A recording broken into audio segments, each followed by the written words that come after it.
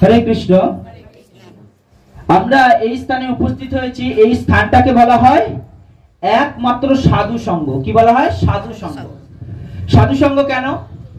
যেই স্থানে গেলে আমাদের হৃদয় শান্ত হয়, যেই স্থানে গেলে, হরি বল, হরে কৃষ্ণ,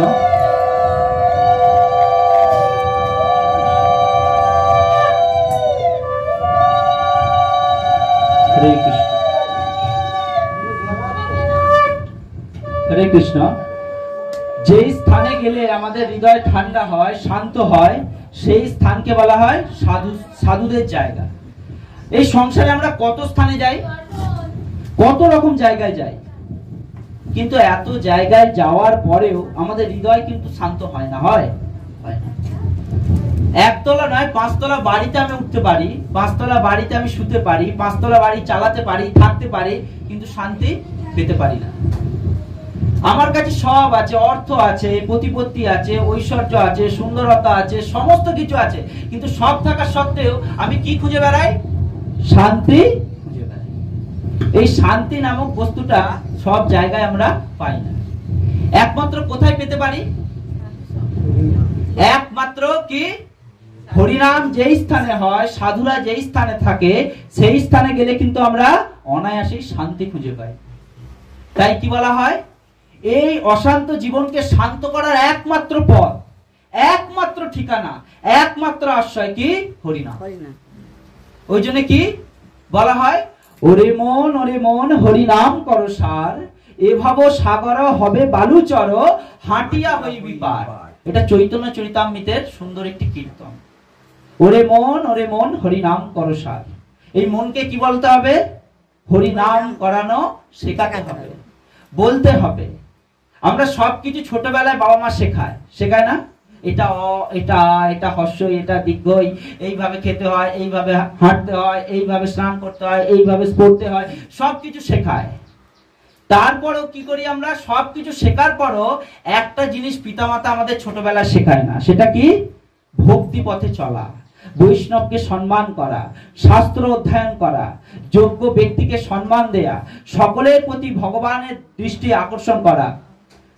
এই জ্ঞান আমাদের কেউ দেয় না। এই জ্ঞান কে দিতে পারে? একমাত্র গুরুদেব এই জ্ঞান আমাদের দিতে পারে। কার মাধ্যমে দিতে পারে? শাস্ত্রের মাধ্যমে দিতে পারে। তাই শাস্ত্রকে কি বলা হয়? ভগবান থেকে অভিন্ন। ভগবান থেকে অভিন্ন হচ্ছে এই শাস্ত্র। যেই নাম সেই কৃষ্ণ ভজ নিষ্ঠা করি, নামেরও সহিত আছে আপন শিহরি। যেই নাম সেই কৃষ্ণ ভজ নিষ্ঠা করি, যেই নাম সেই কৃষ্ণ। তাহলে যেই নাম সেই কৃষ্ণ কিভাবে হয়? যেই নাম সেই কৃষ্ণ হয় কিভাবে হয়? শাস্ত্রে বলা হচ্ছে কি, কৃষ্ণ আর কৃষ্ণ নামের মধ্যে কোনো পার্থক্য নেই। কেন পার্থক্য নেই? এখানে আমরা দেখতে পাই ধ্রুব মহারাজের চরিত্রে, প্রহ্লাদ মহারাজের চরিত্রে আমরা পরিষ্কার দেখতে পাই। প্রহ্লাদ মহারাজ ভগবানকে দর্শন করেননি। কাকে দর্শন করেছিলেন? ভগবানের নামকে দর্শন করেছিলেন। কার মুখে দর্শন করেছিলেন? গুরুর মুখে দর্শন করেছিলেন, নারদ মুনির মুখে শুনেছিলেন যে ভগবান সব জায়গায় বিরাজিতমান, ভগবান সবাইকে রক্ষা করেন, ভগবান সবার পিতা, ভগবান ভক্ত বৎসল। এটা শ্রবণ করেছিলেন প্রহ্লাদ মহারাজ শুদ্ধ ভক্ত নারদ মুনির কাছ থেকে। শ্রবণ করা মাত্র কি মনেতে গুরু মুখ পদ্ম বাক্য চিত্তেতে করিয়া ঐক্য, আর না করিও মনে আস। গুরুদেবের কীর্তনে এই কীর্তন করা হয়, গুরু মুখ পদ্ম বাক্য চিত্তেতে করিয়া ঐক্য, আর না করিও মনে আস। কীর্তন করি না? ঠিক গুরুদেবের মুখনিসৃত বাণী, সেটা এক বাক্যে আমাদের হৃদয়ে স্বীকার করাতে হবে। আর যখন আমরা স্বীকার করব তখন কি? প্রহ্লাদ মহারাজ যেই স্থানে পিতা তাকে কষ্ট দিচ্ছে, দুঃখ দিচ্ছে, মারতে চাইছে, সেই স্থানে কে রক্ষা করছে? ভগবান নয়, ভগবান নাম রক্ষা করছে। তাই তো? যেখানেই ভগবান নাম নিচ্ছে, নাম সবাইকে রক্ষা করে, সবাইকে উদ্ধার করে। দস্যু রত্নাকর থেকে বাল্মীকি মুনি কিসে পরিণত হয়? নামে পরিণত হয়। হয় না? নামে পরিণত হয়। ঠিক সেরকম প্রহ্লাদ মহারাজকে উদ্ধার করেছে রাম, এই নাম। হনুমানজি মহারাজ সমুদ্র লঙ্ঘন করেছিলেন কিসের দ্বারা? ভগবান নামের দ্বারা। এই কলিযুগের যদি আমরা উদাহরণ দেখি, পাপী তাপী যত ছিল হরি নামে উদ্ধারিল, তার সাক্ষী জগাই আর মাধাই। আমরা সাক্ষী চাই, কথায় কথায় কি তার প্রমাণ কি আছে, তার উদাহরণ কি আছে? আমি যে কাজটা করব, আমি যে ফল পাবো, এর প্রমাণ কি, এর উদাহরণ কি? তার সাক্ষী জগাই মাধাই। এই কলিযুগের বড় পাপী ছিল, আর এত পাপী থাকার সত্ত্বেও কে উদ্ধার করলো? ভগবান নাম কিন্তু তাদের উদ্ধার করলো। তাই কি নাম হচ্ছে ভগবানের থেকে অভিন্ন, যেই নাম সেই কৃষ্ণ। ভজ নিষ্ঠা করি, নিষ্ঠার সহিত ভজন করতে হবে। আর তখন কি হবে? ভজ নিষ্ঠা করি নামেরও সহিত আছে। সহিত মানে কি? নামের মধ্যেই আছে। আপন শ্রীহরি। এখানে ভগবানের সেই বিগ্রহ আমরা চোখে দেখতে পাচ্ছি না, কিন্তু মুখে আমরা সেই ভগবানের বিগ্রহের কথা বলতে পাচ্ছি। কেন? যেই নাম সেই কৃষ্ণ। নারদ মুনি বলছেন, প্রভু আমার একটা কথা আছে আপনার কাছে। এই কথাটা এটাই যে প্রভু আপনি বৈকুণ্ঠে থাকেন, আপনি কি সবসময় বৈকুণ্ঠে থাকেন? প্রভু বলছে, দেখো নারদ, আমি বৈকুণ্ঠে সবসময় থাকি না। তাহলে আপনাকে সবাই বৈকুণ্ঠপতি বলে। বৈকুণ্ঠপতি বলে কেননা বৈকুণ্ঠকে আমি পরিচালিত করছি, বৈকুণ্ঠের আমি মালিক। তাহলে আপনি বৈকুণ্ঠে সবসময় থাকেন না, আপনি সবসময় থাকেন কোথায়? তাহলে আপনি মন্দিরে থাকেন, যেখানে সব সময় 3 বেলা 4 বেলা পূজা পাঠ চলে নিয়ম অনুযায়ী, আপনি সেখানে থাকেন। নারদ মুনিকে বলছে, নারদ, যেই স্থানে আমার পূজা পাঠ হয় আমি সেই স্থানেও থাকি, কিন্তু সব সময় আমি থাকি না। তাহলে কোন স্থানে প্রভু আপনি সব সময় থাকেন? তাহলে যারা পাহাড় পর্বতে দিবানিশি ধ্যান করছে, তপস্যা করছে, আপনি তাদের হৃদয়ে থাকেন। প্রভু বলছে, আমি তাদের হৃদয়েও থাকি, কিন্তু নারদ সব সময় আমি তাদের হৃদয়েও থাকি না। তাহলে প্রভু আপনি কোথায় সব সময় থাকেন? কোথায় গেলে আপনাকে আমি সব সময় দর্শন পাবো? তখন ভগবান শ্রীমান নারায়ণ বলছে, নারদ, আমি কোথাও থাকি বা না থাকি, আমি একটা স্থানে সর্বদাই সব সময় থাকি। সেই স্থানটা কি? যেখানে হয় হরিনাম সংকীর্তন, সেখানে আমি বিরাজিতমান সর্বক্ষণ। যেখানে আমার ভক্তগণের আগমন, সেখানে আমি বিরাজিতমান সর্বক্ষণ। আর যেখানে শ্রী তুলসী কানন, সেখানে আমি বিরাজিতমান সর্বক্ষণ। এটা স্বয়ং ভগবান শ্রীমান নারায়ণ নিজের মুখে নারদ মুনিকে বলছেন। বুঝতে পারছো? তাহলে এই স্থানে আমরা সবাই উপস্থিত হয়েছি, এই স্থানে ভগবান কথা আছে, এই স্থানে তুলসী মহারানী আছে, এই স্থানে ভক্তবৃন্দ আছে। তাহলে এই স্থানে ভগবান আছেন কি না? তাহলে আমাদের কেমন ভাবে মনোযোগ দিয়ে শুনতে হবে? না, এই স্থানে ভগবান বিরাজিতমান আছেন, আর আমি ভগবানের সামনে বসে ভগবানের কথা শুনছি। তাহলে সেইভাবে মনোযোগ দিয়ে কথা শ্রবণ করতে হবে। একে বলে কথার প্রতি নিষ্ঠা। কথার প্রতি নিষ্ঠাবান না হলে আমাদের মন কিন্তু শান্ত হবে না। ভগবান কান দিয়েছেন শ্রবণ করার জন্য, কিন্তু শ্রবণ কেমন হওয়া দরকার? এক কানে শুনে আর এক কান দিয়ে বের করার দেবার জন্য না। কর্ণরন্ধ্র পথ দিয়া রিধি মাঝে প্রবেশিয়া বরিশয়ে সুধা অনুপম। ভাগবত কথামৃত কেমন? কানের রন্ধ্র, কানের ছিদ্র দিয়ে কোথায় প্রবেশ করে? হৃদি মাঝে প্রবেশ করে, হৃদয়ে প্রবেশ করে। আর বরিশয়ে মানে বর্ষণ করে। কি বর্ষণ করে? সুধা অনুপম, সুধা বর্ষণ করে। কিসের সুধা? প্রেমের সুধা, কৃষ্ণ রূপের, কৃষ্ণ লীলার, কৃষ্ণ নামের সুধা। বুঝতে পারছো? আমরা এই স্থানে উপস্থিত হয়েছি, উপস্থিত হয়ে কি শ্রবণ করছি? ভগবান কথা শ্রবণ করছি। ভগবানের দিব্য উপদেশ আমরা সবাই জানি, সেটা কোথায় আছে? ভগবানের দিব্য উপদেশ কোথায় আছে? গীতায় আছে। গীতাকে কি বলা হয়? ভগবানের মুখনিসৃত বাণী। আর সেই মুখনিসৃত বাণীকে আমরা কি বলি? ভগবানের উপদেশ। শ্রীকৃষ্ণ যে উপদেশ করেছেন, যেটা বলেছেন আমাদেরকে, জীব সমাজকে যেটা বলেছেন, মনুষ্য জাতিকে যেটা করতে বলেছেন, সবকিছু কিন্তু গীতায় আছে। তাই গীতাকে বলা হয় কি? ভগবানের মুখনিসৃত বাণী। গীতা আর কৃষ্ণের মধ্যে কোনো পার্থক্য আছে? কে কে মনে করে পার্থক্য আছে? বলো। পার্থক্য আছে? পার্থক্য নেই। কেন নেই? আমি আর আমার কথার মধ্যে পার্থক্য আছে? আছে। আমি যদি না থাকি কথা বলতে পারবো? ঠিক সেরকম ভগবান আর গীতার মধ্যে পার্থক্য নেই। কেন? গীতা সাক্ষাৎ কে বলছেন? ভগবান বলছেন। তাহলে ভগবান আর গীতার মধ্যে কোনো পার্থক্য নেই। তাই বারবার এক কথা বলা হয় কি? গীতা আর ভগবান। কি পার্থক্য? না, ভগবান হচ্ছে মূর্তিমান বিগ্রহ, গীতা হচ্ছে শাস্ত্ররূপী বিগ্রহ। বুঝা গেল? শাস্ত্ররূপী বিগ্রহ একটা হচ্ছে ব্যক্তি ভাগবত, একটা হচ্ছে গ্রন্থ ভাগবত। ব্যক্তি ভাগবত কারা? যারা ভগবানের নিয়ম মেনে চলে, ভগবানের কথা মেনে চলে, তাকে বলা হয় ব্যক্তি ভাগবত, যেমন বৈষ্ণবরা। গ্রন্থ ভাগবত কি? না যেটা অধ্যয়ন করলে আমরা ভগবানকে জানতে পারি, ভগবানের প্রতি ভক্তিভাব বাড়াতে পারি, সেটা হচ্ছে গ্রন্থ ভাগবত। আমাদের দুটো সেবা করা দরকার, এক ব্যক্তি ভাগবত, এক গ্রন্থ ভাগবত। ব্যক্তি ভাগবত হচ্ছে বৈষ্ণব, গ্রন্থ ভাগবত হচ্ছে ভগবানের দিব্য শাস্ত্র, গীতা, ভাগবত, চৈতন্য চরিতামৃত, রামায়ণ, এরকম দিব্য শাস্ত্র। অসুবিধা হচ্ছে বুঝতে পারো? আজকে আমরা ভগবত গীতার একটি শ্লোক আলোচনা করব না, ভগবত গীতা মাহাত্ম্য আলোচনা করব। কোনটা আলোচনা করব?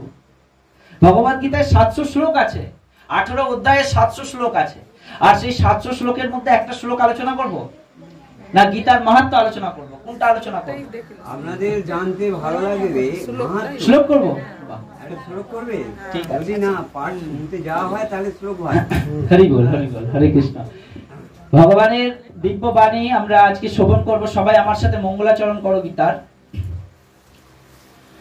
ওম অজ্ঞানং তিমিরন্ধস্য জ্ঞানাঞ্জনং শলাকয়া চক্ষুরুন্মিলিতং येन তস্मै শ্রী গুরবে নমঃ। শ্রী চৈতন্য মনোভীষ্টং স্থাপিতং येन ভূতলে স্বয়ং রূপং কদা মह्यं দদান্তি পদান্তিকম। জয় শ্রী কৃষ্ণ চৈতন্য প্রভু নিত্যানন্দ শ্রী অদ্বৈত গদাধর শিবাসাদি গৌর ভক্ত বৃন্দ। হরে কৃষ্ণ কৃষ্ণ কৃষ্ণ হরে হরে, হরে রাম রাম রাম হরে হরে। নমো ওম বিষ্ণুপাদায় কৃষ্ণপৃষ্ঠায় ভূতলে শ্রীমতে ভক্তি বেদান্ত স্বামিনীতি নামিনে। নমস্তে সরস্বতে দেবে গৌরবাণী প্রচারিণে নির্বিশেষ শূন্যবাদী পাশ্চাত্য দেশতারিণে। ওম নমো ভগবতে বাসুদেবায়, ওম নমো ভগবতে বাসুদেবায়, ওম নমো ভগবতে বাসুদেবায়। যুগ ধর্ম হরিনাম সংकीर्तन की, श्री कृष्णचंद्र भगवान की, श्रीमती राधा रानी की, श्रीमद् भगवद गीता के, जगत गुरु शील प्रभुपाद के, समवेत गौर भक्त बिंदो की, निताई गौर प्रेमानंदे। हरि बोल हरि बोल हरि बोल।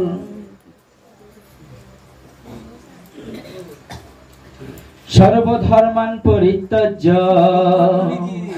मामेकं शरणं व्रज अहं तं सर्वपापेभ्यो मोक्षयिष्यामि मा शुचा।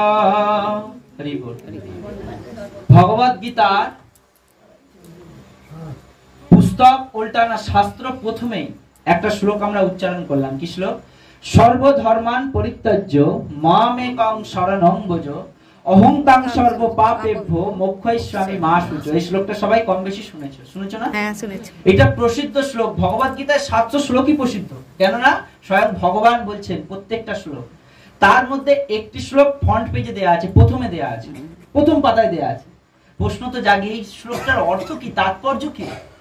আমি এই শ্লোকটার তাৎপর্য খুব সংক্ষিপ্ত আকারে বলছি। শব্দটা ব্যবহার করা হচ্ছে কি সর্বধর্মান পরিত্যাজ্য। সর্বধর্মান, সর্বধর্মান মানে কি? সকল ধর্ম পরিত্যাজ্য মানে পরিত্যাগ করো। মামেকং শরণং ব্রজ। মামেকং, মামেকং মানে কি? মাম মানে আমাকে, একং একমাত্র আমাকে, শরণং ব্রজ শরণ করো। তাহলে সকল ধর্ম পরিত্যাগ করে মামেকং শরণং ব্রজ, সকল ধর্ম পরিত্যাগ করে একমাত্র আমার শরণাপন্ন হও। তারপরে কি বলছেন? অহং তাং সর্ব পাপেভ্য। অহং মানে কি আমি, ত্বং মানে তাকে, সর্ব পাপেভ্য সকল পাপ থেকে, মোক্ষয়িষ্যামি মা শুচো আমি তাকে মুক্তি দিলাম। মোক্ষয়িষ্যামি মা শুচো আমি তাকে মুক্তি দিলাম। এবার ভগবান ভগবত গীতায় বলছেন সমস্ত ধর্ম পরিত্যাগ করে একমাত্র আমার শরণাপন্ন হয়। এবার ধর্ম বলতে আমরা কি বুঝি বলো? ধর্ম বলতে আমরা কি বুঝি? ধর্ম বলতে আমরা ভাবি কি আমরা সনাতন, ওনারা মুসলমান, ওনারা খ্রিস্টান, বৌদ্ধ, শিখ, এটা না। ধর্ম বিভিন্ন রকম ধর্মের জগতে আছে। সব থেকে কোন ধর্মের কথা শাস্ত্রে বলা হচ্ছে জানো? সেটা হচ্ছে ছল ধর্ম। যেই ধর্মের দ্বারা একে অপরকে নিচু করে দেখে, যেই ধর্মের দ্বারা ভগবানের কাজে আমরা বাধা সৃষ্টি করি, যেই ধর্মের দ্বারা ভগবানকে ভক্তিপথে আমরা কাউকে আসতে দিতে চাই না। যেমন আমরা এখনকার যুগে দেখতে পাই, অনেকে আছে স্বামী যদি মারা যায়, স্বামী যদি মারা যায়, তুমি ঠাকুর ঘরে প্রবেশ করবে না, ঠাকুরকে আরতি করবে না, ভগবানকে আরতি করবে না, ভগবানকে স্পর্শ করবে না। অনেকে আছে, এখন অনেক আছে। এই যে ধর্ম, এই সমস্ত ধর্ম কি বলছেন জানো? সর্বধর্ম পরিত্যাগ, এইসব ধর্ম পরিত্যাগ করো। পরিত্যাগ করে কি করো? মাম একং শরণং বুঝ, একমাত্র আমার আশ্রয় গ্রহণ করো। এই জগতে তোমার সাথে কেউ থাকবে না। এই জগতে যে তোমাকে উপদেশ দিচ্ছে এটা করো না, ওটা করো না, এটা ধরো না, ওটা ধরো না, সে কিন্তু তোমার সাথে থাকবে না। সাথে কে থাকবে? একমাত্র ভগবান। তাই ভগবান নিজের মুখে গীতায় বলছে, সকল ধর্ম পরিত্যাগ করে একমাত্র আমার শরণাপন্ন হও, অহং তাং, আমি তাকে সকল পাপ থেকে মুক্তি দিয়ে মোক্ষ লাভ করাবো। এমন কেউ কৃপালু আছে? এমন কেউ দয়ালু আছে যে তোমার সমস্ত পাপ নিজে নেবে আর তোমাকে সমস্ত পুণ্য দিয়ে তোমাকে মোক্ষ লাভ করাবে? এমন করুণার অবতার কে আছে? কাউকে পাবে না। তুমি তোমার মাতা পিতাকেও পাবে না। যদি বলে কেন পাবো না মাতা পিতাকে, আমরা খুব জ্বলন্ত একটা উদাহরণ দেখি দস্যু রত্নাকরে। যখন দস্যু রত্নাকর থেকে মহর্ষি বাল্মীকি মুনিতে পরিণত হলো, তার ঠিক আগের মুহূর্তে যখন নারদ মুনি বললেন দস্যু রত্নাকরকে, রত্নাকর তুমি যে এত ডাকাতি করছো, এত খুন করছো মানুষকে, সবার গা থেকে এত জিনিসপত্র খুলে নিচ্ছ, তুমি কি ভেবে দেখেছো যার জন্য তুমি চুরি করছো, যার জন্য তুমি লোককে হত্যা করছো, মারছো, এই পাপের ফল কি তুমি যাদের জন্য করছো তারা নেবে? তুমি কি জানো এটা? রত্নাকর বলছে কেন? আমি এই টাকা ইনকাম করছি। ইনকাম কেমন ভাবে করছে? কাউকে মার্ডার করে, কাউকে খুন করে, কারো থেকে ডাকাতি করে। জিজ্ঞাসা করো। নারদ মুনি বলছে তাহলে তুমি যাদের জন্য এই কার্য করছো তাদেরকে গিয়ে জিজ্ঞাসা করো, তারা যদি তোমার কথায় উত্তর দেয় সেই উত্তর আমাকে বলো, তাহলে আমি জানবো। দস্যু রত্নাকর সোজা জঙ্গল ত্যাগ করে বাড়িতে গেছেন। বাড়িতে গিয়ে তার স্ত্রীকে জিজ্ঞাসা করছেন, দেখো এই তোমাদের জন্য আমি এত খাবার জোগাড় করছি, বস্ত্র জোগাড় করছে, থাকার জায়গা জোগাড় করছি, সবকিছু করছি, এই সমস্ত কিছু করার মাধ্যমে আমি যে কাজের উপর করছি এই কাজে কিন্তু পাপ আছে। আমি অসৎ পথে অর্থ ইনকাম করে আর এই সমস্ত কিছু পরিচালিত করছি। আমি যে পাপ করছি এই পাপের ভাগ কি তোমরা নিতে পারবে? তোমাদের জন্য তো আমি সব করছি, এই পাপের ভাগ কি তুমি নিতে পারবে? শুনে স্ত্রী কি বললো জানো? অনেকেই হয়তো জানো এখানে, কি বললো যে দেখো তুমি তো আমাকে অগ্নি সাক্ষী করে এখানে নিয়ে এসেছো, আর তুমি প্রতিজ্ঞা করেছো কি আমার যা কিছু সব তোমার। তাহলে তুমি যা কিছু ইনকাম করবে কি করবে আমি তো জানি না। তুমি আমাকে এই সংসারে নিয়ে এসেছো, দায়িত্ব কাজ তোমার, তোমাকে ইনকাম করতে হবে, তোমাকে সংসার চালাতে হবে। তুমি কি উপায় করছো তার ফলের ভাগে আমি কেন হব? আমি না পাপ নিতে পারবো না। সন্তানের কাছে গেল, সন্তানকে বললো দেখো আমি তোমার পুত্র রূপে এসেছি, পিতা হয়ে সন্তানকে পালন করা পিতার ধর্ম। তাই পিতা কিভাবে সন্তানকে পালন করবে এটা পিতা জানে। কেউ কিন্তু রত্নাকরের পাপ নিতে স্বীকার হলো না। রত্নাকর ফিরে এসে নারদ মুনির চরণে পতিত হয়ে বললেন, প্রভু আজ পর্যন্ত আমি যা পাপ করেছি গীতায় কৃষ্ণ বলছেন আজ পর্যন্ত যে ব্যক্তি যত পাপ করেছে সবকিছু পুটলি পাকাও আর ফেলো গঙ্গায়। সোহা বলে আজ থেকে ভগবানের নাম জপ করো, ভগবানের কীর্তন করো, তুমি এখন থেকেই ভগবান তোমাকে তোমার কাছের বলে ভেবে নিতে পারবে। ভগবান এত করুণাময়। তাই তো ভগবান ভগবত গীতায় বলছেন সর্বধর্মান পরিত্যাজ্য মাম একং শরণং ব্রজ অহং তাং সর্ব পাপেভ্য মোক্ষয়িষ্যামি মা শুচ। এমন করুণার অবতার কে আছে? দেবদেবীরা আছে? কখনোই নয়। দেবদেবীরা যদি থাকতেন তাহলে তো অনেক কিছু আমরা দেখতে পেতাম। এত পূজা পাঠ সবকিছু করার পরেও তারা কিন্তু তারপরেও চায় কখন আমার পূজা করবে। ইন্দ্রও চেয়েছিলেন কখন আমার পূজা করবে, চেয়েছিলেন না? এতদিন যদি কেউ ভাবি, আমরা যদি নিজেদের বিচার করি, প্রত্যেক বছর দুর্গাপূজায় পিতা তার সন্তানদের জামা কাপড় দেয়। এক বছর যদি সন্তানকে না দেয়, সন্তান কি বলবে যে পিতা এবছর দিতে পারেনি, সামনের বছর আবার দেবে। কিন্তু দেবদেবীদের মনোভাবটা কিরকম? দেবে, প্রতি বছর দেবে, আর যদি না দেবে তাহলে আমার রাগ।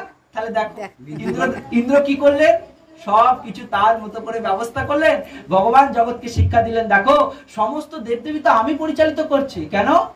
সমস্ত কিছু আমার থেকে আসছে। অহম সর্বস্ব প্রভব মত্ত সর্বং প্রবর্ততে, গীতায় কৃষ্ণ বলছেন সবকিছু আমার থেকে আসছে। অহম সর্বস্ব প্রভব মত্ত সর্বং প্রবর্ততে, সবকিছু আমি, সবার মধ্যে আমি। সমস্ত দেবদেবী আমার কথাই চলে, সমস্ত দেবদেবী যে কার্য করে আমার কথা শুনে কার্য করে। ইন্দ্রদেব বৃষ্টি দান করে, বরুণদেব সমুদ্র রূপে জল রূপে আছেন, অগ্নিদেব অগ্নি দিচ্ছেন, আমাদের সরস্বতী দেবী গেলেন এই কদিন আগে, সরস্বতী দেবী বিদ্যার দেবী, তিনি বিদ্যা দান করছেন। ঠিক এইভাবে পবন দেব বায়ু দান করছেন। প্রত্যেকটা দেবদেবী তার এক একটা কার্য সম্পাদন করে চলেছেন। কার কথায়? একমাত্র ভগবানের কথায়। তাই ভগবান ভগবত গীতায় বলছেন কি, অহং সর্বস্ব প্রভব মত্ত সর্বং প্রবর্ততে। এটা গীতায় উপদেশ। তাই তো কৃষ্ণ বলছেন সর্বধর্মান পরিত্যজ্য মাম একং শরণং ভজ অহং তাং সর্ব পাপেভ্যো মোক্ষয়িষ্যামি মা শুচো। এমন ভগবানকে ছেড়ে আমরা কার পেছনে যাচ্ছি? এমন ভগবানকে বাদ দিয়ে যে আমাকে এক বাক্যে বলতে পারে, হ্যাঁ অর্জুন তুমি কান খুলে শোনো, একমাত্র আমি এই জগতের ঈশ্বর না, আমি কোটি কোটি ব্রহ্মাণ্ডের ঈশ্বর। আমি শুধু এই পৃথিবীর ঈশ্বর না, আমি 14 ভুবনের ঈশ্বর না, একটা দুটো চারটে ব্রহ্মাণ্ডের ঈশ্বর না, অনন্ত কোটি ব্রহ্মাণ্ডের মালিক একমাত্র আমি। এটা তুমি শোনো। আর এই কথা শোনাচ্ছেন কতদিন আগে? আমরা সবাই জানি যে গীতার জ্ঞান হয়তো কৃষ্ণ শোনাচ্ছেন 5500 বছর আগে, এটা আমরা অনেকে জানি। কিন্তু গীতার ইতিহাস যদি আমরা আলোচনা করি, গীতার ইতিহাসে ভগবান বলছেন কিরকম বলছেন, যে আমি প্রথম সূর্যদেবকে ভগবত গীতার জ্ঞান দান করি। সূর্যদেবকে যদি ভগবত গীতার জ্ঞান দান করা হয়, সূর্যদেব কবে এসেছেন এই জগতে? যখন এই জগৎ সৃষ্টি হয়নি তার আগে সূর্যদেব এই জগতে বিদ্যমান। সূর্যদেব সেই গীতার জ্ঞান কাকে দান করলেন? মানব জাতির জনক মনু মহারাজকে দান করলেন। আমরা সবাই মানব, আমরা সবাই মানব না? আমাদেরকে জিজ্ঞাসা করে তুমি তো মনুষ্য জীব, তুমি মানুষ রূপে এসেছো। এই যে মানুষ শব্দটা ব্যবহার হচ্ছে, এই মানুষ শব্দটা কোথা থেকে আসছে? মনু মহারাজের কাছ থেকে। আমরা সবাই মনু মহারাজের কাছ থেকে আসছি। তাই শাস্ত্রে বারবার বলে, আমরা নিজেরাও বলি যে আমরা সবাই ভাই ভাই। ভাই ভাই কেন? একই বাবার থেকে যদি আমরা সবাই আসি, আমরা ভাই হলাম কি না? হলাম তো। পিতা তো একজন মনু মহারাজ, আর সেই মনু মহারাজ থেকে আমাদের নাম মানব হচ্ছে, আমরা মানব জাতি রূপে জগতে আসছি। তাহলে সূর্যদেব জ্ঞান দিলেন মনু মহারাজকে, যিনি মানব জাতির পিতা। মনু মহারাজ সেই জ্ঞান কাকে দিলেন? কাকে দিলেন মনু মহারাজ সেই জ্ঞান কাকে দিলেন? কেউ বলতে পারবে? অনেকেই জানো এখানে। বিবস্বান সূর্যদেবের আরেক নাম হচ্ছে বিবস্বান। বিবস্বান জ্ঞান দিলেন কাকে? মনু মহারাজকে। মনু মহারাজ সেই জ্ঞান কাকে দিলেন বলো? তোমরা ভগবত গীতা অধ্যয়ন করো, তোমাদেরকে অসংখ্য ধন্যবাদ যে আমি এখানে এসে তোমাদের মতো ভক্ত পেয়েছি যারা ভগবত গীতা সম্পর্কে একটুকু জানো। খুব ভালো। ভগবান মনু মহারাজ যখন এই জ্ঞান কাকে দিলেন? ইক্ষ্বাকুকে দিলেন। আর সেই ইক্ষ্বাকু কে ছিলেন জানো? কে ছিলেন ইক্ষ্বাকু? সূর্য বংশের বীর প্রতাপী রাজা, যেই বংশে ভগবান শ্রী রামচন্দ্র আসছেন, মর্যাদা পুরুষোত্তম, সেই বংশের বীর প্রতাপী রাজা ইক্ষ্বাকুকে এই জ্ঞান দিলেন।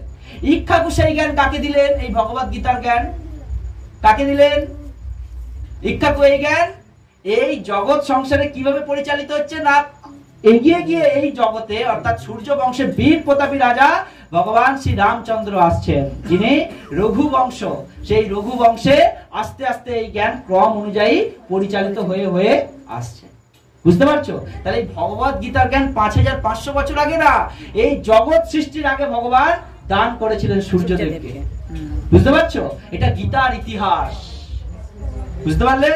তাই এখানে বলছেন যে ভগবত গীতায় কৃষ্ণ যেই জ্ঞান আমাদের দিচ্ছেন, সেই জ্ঞান আমাদের কতটা গুরুত্ব সহকারে গ্রহণ করা দরকার না, যেমন গুরুত্ব সহকারে অর্জুন গ্রহণ করেছিলেন। এটা অর্জুনের মাধ্যমে তো আমাদের উপদেশ, অর্জুনের মাধ্যমে ভগবান আমাদেরকে উপদেশ দিচ্ছেন। তাহলে এখানে অর্জুন যদি না থাকে, তাহলে শুনছি আমরা কারা? নিজেরা। তাহলে ভগবান নিজে আমাদেরকে এই জ্ঞান দিচ্ছেন, আমাদের সেইভাবে শ্রবণ করা দরকার।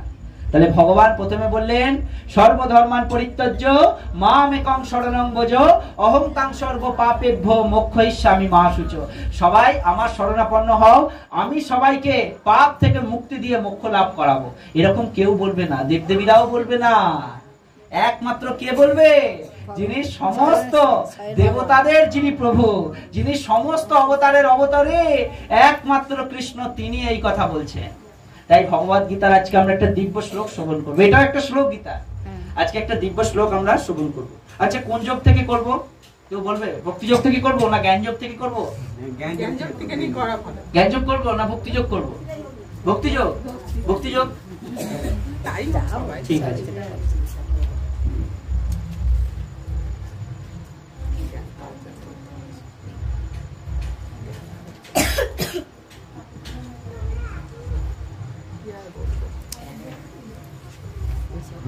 হরি বল, হরে কৃষ্ণ।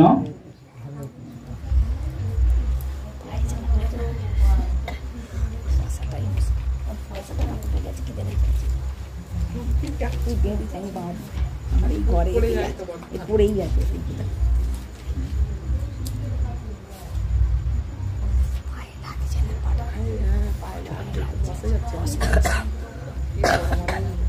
কষ্ট করে শুনবো পাটাই তো দিনে জ্বালা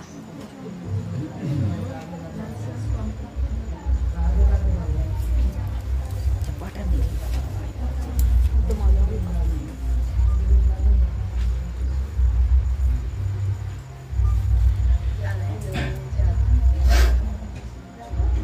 হরি বল, হরে কৃষ্ণ। ভক্তি যোগের আমরা 6 আর 7 নম্বর শ্লোক একসাথে আজকে আমরা শ্রবণ করব। একসাথে আছে, একসাথে করব সবাই। হরে কৃষ্ণ কৃষ্ণ কৃষ্ণ হরে হরে, হরে রাম রাম রাম হরে হরে। সবাই আমার সাথে বলো।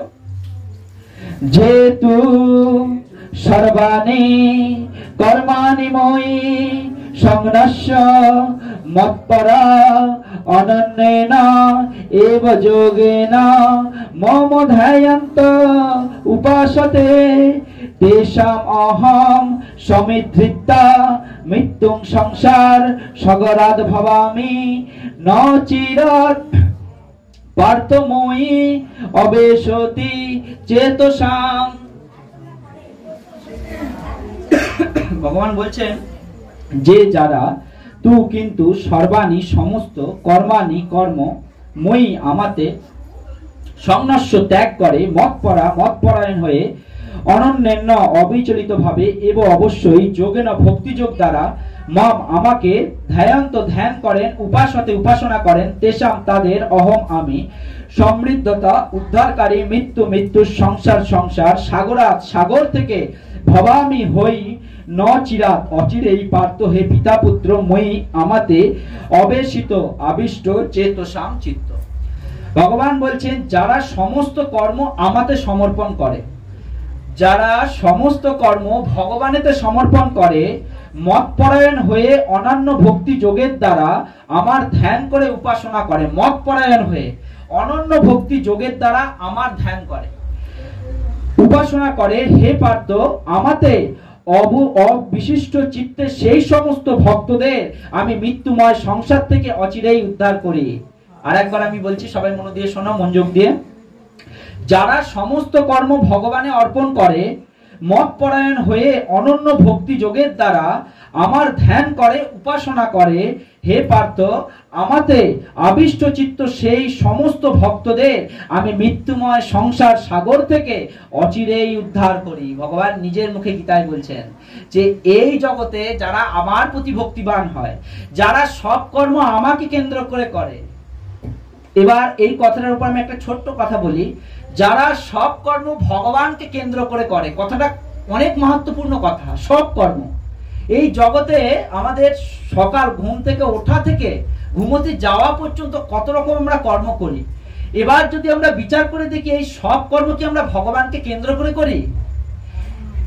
5টা কর্ম ভগবানকে কেন্দ্র করে করি, 2টো কর্ম ভগবানকে কেন্দ্র করে করি, 1টা কর্ম ভগবানকে কেন্দ্র করে করি, তাও করি না। তাহলে ভগবান ভগবদ গীতায় ভক্তি যোগে নিজের মুখে বলছেন যে অর্জুন, যে ভক্ত সমস্ত কর্ম আমাকে সমর্পণ করে, আমাকে কার্য করে, আমার প্রতি সমর্পণ করে এবং ভক্তি পরায়ণ হয়ে, ভক্ত শব্দটা কি বলা হচ্ছে? ভক্তি পরায়ণ হয়ে আবিষ্ট চিত্তে, যার চিত্তে সর্বদাই আমার ধ্যান চলে, যার চিত্তে সর্বদাই আমি বসবাস করি, সেই আবিষ্ট চিত্তে যে আমার প্রতি ভক্তিবান হয়, আমি তাকে এই মৃত্যুময় সংসার থেকে উদ্ধার করে আমার ধামে নিয়ে যাই, আমার কাছে সে থাকে।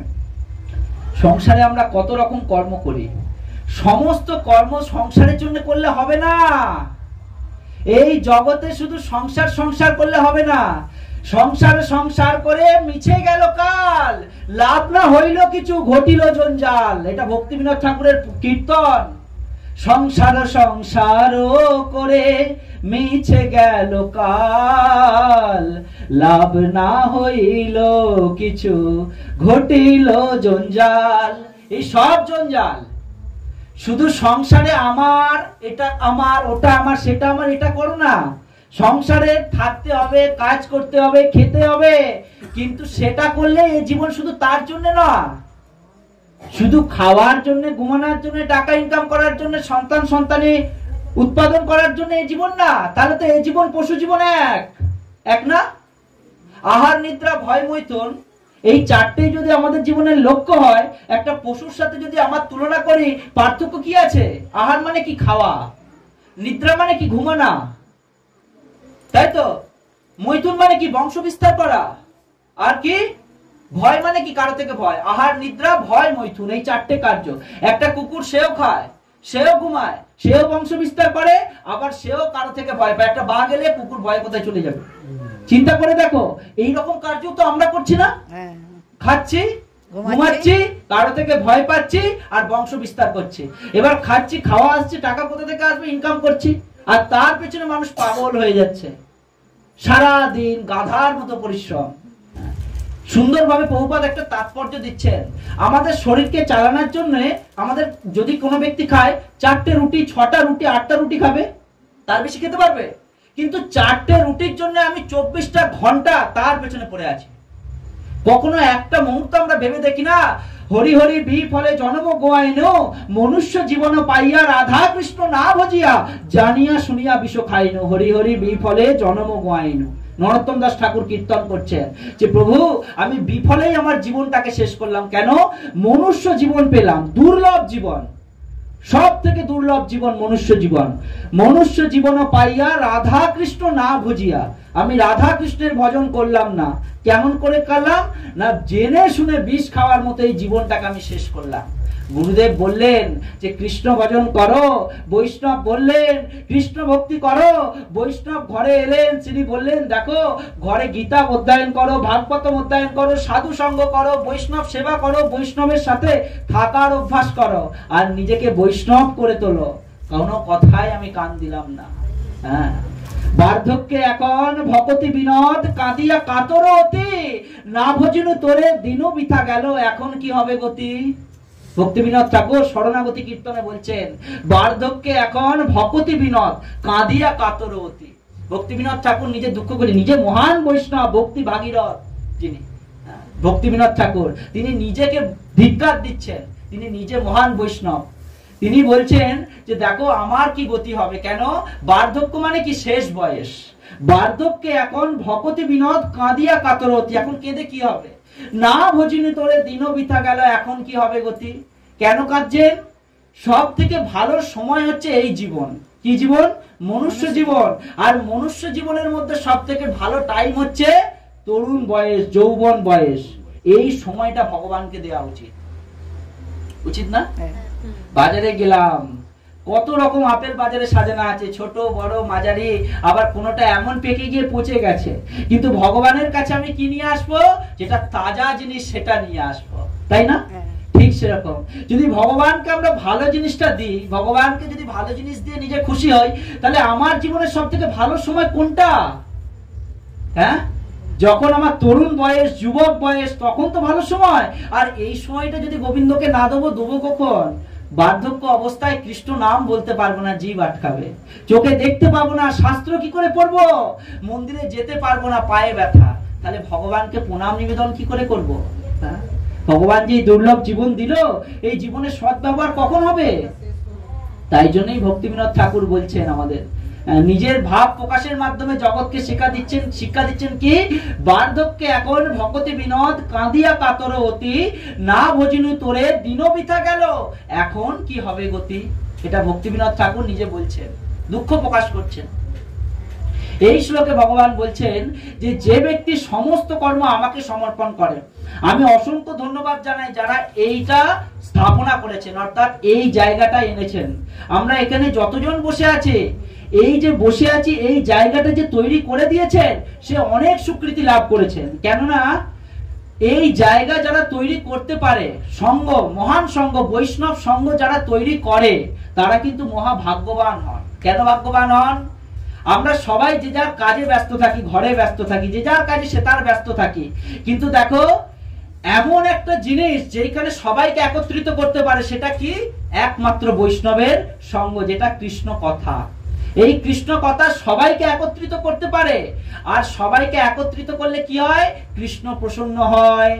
চৈতন্য মহাপ্রভু বলছেন কি, 2-5 মিলে সবে দাঁড়েতে বসিয়া, কীর্তন কর সবে হাতে তালি দিয়া। এটা চৈতন্য মহাপ্রভুর বাণী। কি বলছেন? 2-5 মিলে সবই দাঁড়েতে বসিয়া, কীর্তন কর সবে হাতে তালি দিয়া। এটা মহাপ্রভু বলার মাধ্যমে জগৎকে শিক্ষা দিলেন। কি শিক্ষা দিলেন? যে দেখো, প্রত্যেকজন আমরা নিজে নিজে জপ করি, ভগবানকে আরতি করি, প্রণাম নিবেদন করি, সবাই তো নিজে নিজে ভক্তি পান, কিন্তু সেই ভক্তি 100 গুণ বৃদ্ধি পায় কোখানে গেলে? না, যেই স্থানে সকল ভক্তের আগমন, সেই স্থানে গেলে একবার কৃষ্ণ নাম শুনলে 1000 গুণ বেশি ফল লাভ হয়। কেন? সেই স্থানে সাক্ষাৎ ভগবান বিরাজিতমান থাকেন। এই স্থানে সাক্ষাৎ ভগবান বিরাজিতমান আছেন। কি রূপে আছেন? অদৃশ্য রূপে আছেন। এই স্থানে বিরাজিতমান আছেন। কেন? ভগবান নিজের মুখে সেই কথা বলছেন কি, যেখানে আমার নাম সংকীর্তন হবে আমি সেখানে অবশ্যই থাকবো, সেই স্থানে আমি সব সময় থাকবো। এবং কেমন ভাবে থাকবো? আমি সপার্ষদ সঙ্গ নিয়ে সেই স্থানে থাকবো, সমস্ত দেবদেবীকে সঙ্গে নিয়ে আমি সেই স্থানে উপবিষ্ট থাকবো। আর কি করব? এই স্থানে বসে তোমাদের সাথে ভগবান বসে, ভগবান নিজের কানে তার নিজের গুণকীর্তন শুনবে। চিন্তা করো, ভগবান এত করুণাময়, সে আগ্রহী প্রকাশ করে যে কি করে আমি আমার গুণকীর্তন শুনতে পারি। শ্রী জগন্নাথ দেবের রূপের 2টি কারণ আছে। তার মধ্যে একটি কারণ কি? ভগবান নিজের কথা নিজে শুনে আর তার সমস্ত অঙ্গ বিকৃত রূপ হয়ে গেছে। চিন্তা করো, এক সময় দ্বারকায় সুন্দরভাবে লীলা আমরা দেখতে পাই। জগন্নাথ দেব তিনি তো স্বয়ং কৃষ্ণ, আর জগন্নাথ দেবের যিনি মা রোহিণী মাতা, রোহিণী মাতা এক সময় দ্বারকায় 16,108 পত্নী ছিল কৃষ্ণের। আর সেই 16,108 পত্নীকে তিনি কি শোনাচ্ছেন? কৃষ্ণের কথা শোনাচ্ছেন। রোহিণী মা, বলরামের মা রোহিণী, আর কৃষ্ণের বাল্যলীলা, বৃন্দাবন লীলা শোনাচ্ছেন। আর বলছেন রোহিণী মা যে দেখো, আমি কৃষ্ণের লীলা শোনাবো ঠিকই, কিন্তু এই লীলা কেউ যেন কৃষ্ণ না শোভন করে, তাহলে কিন্তু অসুবিধা আছে। কিরকম অসুবিধা আছে? কৃষ্ণ শোভন করলে এই লীলা কিন্তু সমাপ্ত তাড়াতাড়ি করতে হবে। তাই কি করতে হবে? কৃষ্ণ তো সধর্ম সবাই আছে, রাজার তিনি রাজ সিংহাসনে আছে। তাই কি করছে দেখো, সুভদ্রা দেবীকে অর্থাৎ কৃষ্ণের বোন সুভদ্রাকে বলছে, সুভদ্রা তুমি গার্ড দাও, পাহারা দাও, দরজার বাইরে দাঁড়াও, আর কৃষ্ণ বলরাম সধর্ম সভা থেকে আসা মাত্রই আমাকে ইঙ্গিত দেবে, আমি সেই স্থানে কৃষ্ণ বলরামের লীলা সমাপ্ত করব। এবার রোহিণী মাতা 16,108 পত্নী এক ঘরের মধ্যে আছে, রোহিণী মাতা প্রবচন করছে ভগবানের লীলা, বাল্য লীলা বলছে, মধুর মধুর ভগবানের লীলা। আর সেই লীলা বলছে। এবার চিন্তা করো, বাইরে কে দাঁড়িয়ে আছে? সুভদ্রা মহারানী। সুভদ্রা মহারানী তার কানে আওয়াজ আসছে, ভগবানের লীলার কথা আওয়াজ আসছে, আর সে সেই স্থানে দাঁড়িয়ে দাঁড়িয়ে সে এত ভগবানের লীলায় মোহিত হয়ে গেছে, সে তার নিজেরই অঙ্গ বিকৃতি হয়ে গেছে। কৃষ্ণ বলরাম হাঁটতে হাঁটতে আসছে, রাজ সিংহাসন ত্যাগ করে, অর্থাৎ রাজ সিংহাসনের কাজ সমাপ্ত করে, রাজ্য কাজ সমাপ্ত করে আসছে ঘরের দিকে। এদিকে রোহিণী মাতা কথা শোনাচ্ছে, সে জানছে বাইরে কে আছে, সুভদ্রা আছে, আমাকে ইঙ্গিত করবে, আমি কথা থামিয়ে দেবো। এবার রোহিণী মাতা তো বিভোর হয়ে গেছে কৃষ্ণ কথায়, শুনেই যাচ্ছে, এক মনে বিভোর হয়ে গেছে। কৃষ্ণ বলরাম এসে এসে দেখছে, আরে আস্তে আস্তে কি কথা কানে আসছে, এসে যেই কান পেতেছে দেখছে বৃন্দাবনের সেই সুন্দর লীলার কথা রোহিণী মা সকলের কাছে বর্ণনা করছে। কৃষ্ণ বলরাম আর ঢোকেনি ভেতরে, বাইরে দাঁড়িয়ে দাঁড়িয়ে সমস্ত কথা শ্রবণ করেছে। আর সেই কথা শ্রবণ করে তার যে রূপ রং সমস্ত কিছু বিভোর হয়ে গেছে। হতে পারে এরকম? কৃষ্ণ নিজের কথা নিজে শ্রবণ করে ভাবছে, এরকম কেউ হতে পারে? এইরকম কেউ করুণার অবতার, এত সৌন্দর্যবান, এত এরকম দিব্য পুরুষ কেউ হতে পারে? এই কথা শ্রবণ করে কৃষ্ণের চোখ বড় হয়ে গেছে, বলরামের চোখ বড় বড় হয়ে গেছে, হাতগুলো ভেতর দিকে ঢুকে গেছে, আর নিজে এত ভাবে বিভোর হয়ে গেছে। আর সেই ভাব দর্শন এমন বিভোর হয়ে গেছে, কথা সমাপ্ত হয়েছে, বাইরে বেরিয়ে দেখছে সাক্ষাৎ তিনজনের এই রূপ হয়েছে। আর সঙ্গে সঙ্গে ভগবান এই দিব্য রূপের কথা নারদ মুনি বললেন, প্রভু আপনার এই দিব্য রূপ আমি দর্শন করলাম, কিন্তু প্রভু এই রূপ তো আপনার বৈকুণ্ঠে নেই, এই রূপ আপনি কোথায় করবেন? তখন ভগবান বলল, নারদ এই রূপ আমি সাক্ষাৎ কলিযুগে জগন্নাথপুরীতে সাক্ষাৎ জগন্নাথ বলদেব সুভদ্রা রূপে এই দিব্য রূপে আমি বিরাজিতমান থাকবো আর সকলকে অকাতরে প্রেম দান করবো। জয় জগন্নাথ স্বামী কি, বলদেব সুভদ্রা মাইয়া কি। এইভাবে ভগবান রূপের প্রকাশ করলেন। ওই জন্য কি চারি ধামের, চারি যুগে চারি ধাম, আর চারি ধামের মধ্যে কলিযুগের সর্বশ্রেষ্ঠ ধাম জগন্নাথপুরী ধাম। যে জগন্নাথপুরী ধামে সাক্ষাৎ ভগবান বিরাজিতমান, আর সেই জগন্নাথপুরী ধামে ওই জন্য এত ভিড়, প্রচুর ভিড়। যে স্থানে গেলে যে সাক্ষাৎ ভগবান জগন্নাথ ধামে একবার প্রবেশ করে, জগন্নাথ তাকে কৃপা প্রদান করে। যে জগন্নাথের মহাপ্রসাদ গ্রহণ করে, জগন্নাথ তাকে ভববন্ধন থেকে মুক্তি দান করে। যে জগন্নাথকে একবার দর্শন করে, সে জগন্নাথের প্রতি প্রেমবান হয়ে যায়। এই হচ্ছে জগন্নাথ। ওই জন্য কি বলা হচ্ছে যে জগন্নাথ সাক্ষাৎ কলিযুগের ভগবান। আর এই কথা গীতায় কৃষ্ণ বলছেন, যে বলছেন যে ব্যক্তি সকল ভাব আমাতে অর্পণ করে, আমাকে কর্ম করে, এই যেমন এটা একটা কর্ম, এটাকে কি কর্ম বলা হয়? এটাকে বলা হয় ভক্তি। ভগবানের জন্য যা কিছু আমরা করি সেটা কর্ম হয় না, সেটা ভক্তি হয়। এবার যদি ভাবি কি ভগবানের জন্য চিন্তা করো, ভগবানের যে প্রসাদী থালা, ভগবানকে ভোগ নিবেদনের পরে যে থালা সেটা ধুতে হয়, এই যে থালা ধোয়া এটা পর্যন্ত কিন্তু ভক্তির একটা অঙ্গ। ভগবানের জন্য মালা গাঁথা এটা ভক্তির অঙ্গ। ভগবানের জন্য পঞ্চপ্রদীপ তৈরি করা এটা একটা অঙ্গ। ভগবানের মন্দিরে ঝাড়ু দেয়া এটা একটা ভক্তির অঙ্গ। ভগবানের মন্দির মার্জন করা এটা ভক্তির অঙ্গ। প্রত্যেকটা হচ্ছে ভক্তির অঙ্গ, প্রত্যেকটাই কাজে, প্রত্যেকটা হচ্ছে ভক্তির অঙ্গ। আমরা যদি আলোচনা করি, শাস্ত্রে অগাধ প্রমাণ আছে। তখনকার দিনে আজ থেকে সত্যযুগের একটা যদি আমরা কাহিনী আলোচনা করি, মহারাজ অম্বরীশের কাহিনী। মহারাজ অম্বরীশ তখনকার দিনে সপ্তদ্বীপ ও মহিম রাজন, 7টা দ্বীপ যুক্ত পৃথিবীর একমাত্র চক্রবর্তী সম্রাট ছিলেন মহারাজা। কি তিনি? অম্বরীশ মহারাজ। এত প্রতাপী রাজা ছিলেন, এত প্রতাপী রাজা ছিলেন যে গোটা বিশ্ব তার হুকুমে চলতো। তিনি চক্রবর্তী সম্রাট ছিলেন। আর তিনি চক্রবর্তী সম্রাট থাকা সত্ত্বেও নিজের হাতে মন্দির পরিষ্কার করতেন, নিজের হাতে ভগবানের জন্য ভোগ রন্ধন করতেন, নিজে হাতে ভগবানকে সাজাতেন, নিজে হাতে ভগবানের মন্দিরে ঝাড়ু দিতেন, নিজে হাতে ভগবানের বাসন পরিষ্কার করতেন। এত মহান রাজা হওয়ার সত্ত্বেও, হ্যাঁ চিন্তা করো, এত মহান রাজা তিনি কি জগৎকে শিক্ষা দিলেন? আমি এত মহান হওয়া সত্ত্বেও ভগবানের কাজ যে যতই মহান হোক নিজে হাতে করা দরকার। রাজা প্রতাপ রুদ্র তিনি জগন্নাথ দেব, তিনি রথে উপবিষ্ট হয়ে আসবেন। রাজা প্রতাপ রুদ্র নিজে ঝাড়ু হাতে নিয়ে রাস্তা মার্জন করতে করতে যাচ্ছেন। এই পথে স্বয়ং জগন্নাথ আসবেন। বুঝতে পারছো? এই হচ্ছে ভাব। ভগবানের জন্য কার্য নিজে করতে হবে। আমি দেখি মায়াপুরে গেলে আমার মনটা পাগল হয়ে যায়, যে আমি দেখি কত মাতাজিরা, কত প্রভুরা আছে নিজে গিয়ে পরিবেশন করে। প্রভু আমাকে যদি একটু সৌভাগ্য প্রদান করেন, আমি যদি একটু পরিবেশন করি। আমি যদি, অনেক মাতাজি আছেন ভালো মালা গাঁথেন, যেখানে মালা তৈরি হচ্ছে কত ফুল, সেইখানে গিয়ে মাতাজিরা বলেন আমাকে যদি একটু এই সেবার সুযোগ দেন, আমি একটু সেবা করতে পারি, তাদের সাথে বসে মালা গাঁথে। আবার কেউ ঝাড়ু দেয়, কত সুন্দর সেবা। এই সমস্ত সেবা আমাদের গ্রহণ করা দরকার। আর এই সেবার দ্বারা ভগবান খুব প্রসন্ন হন।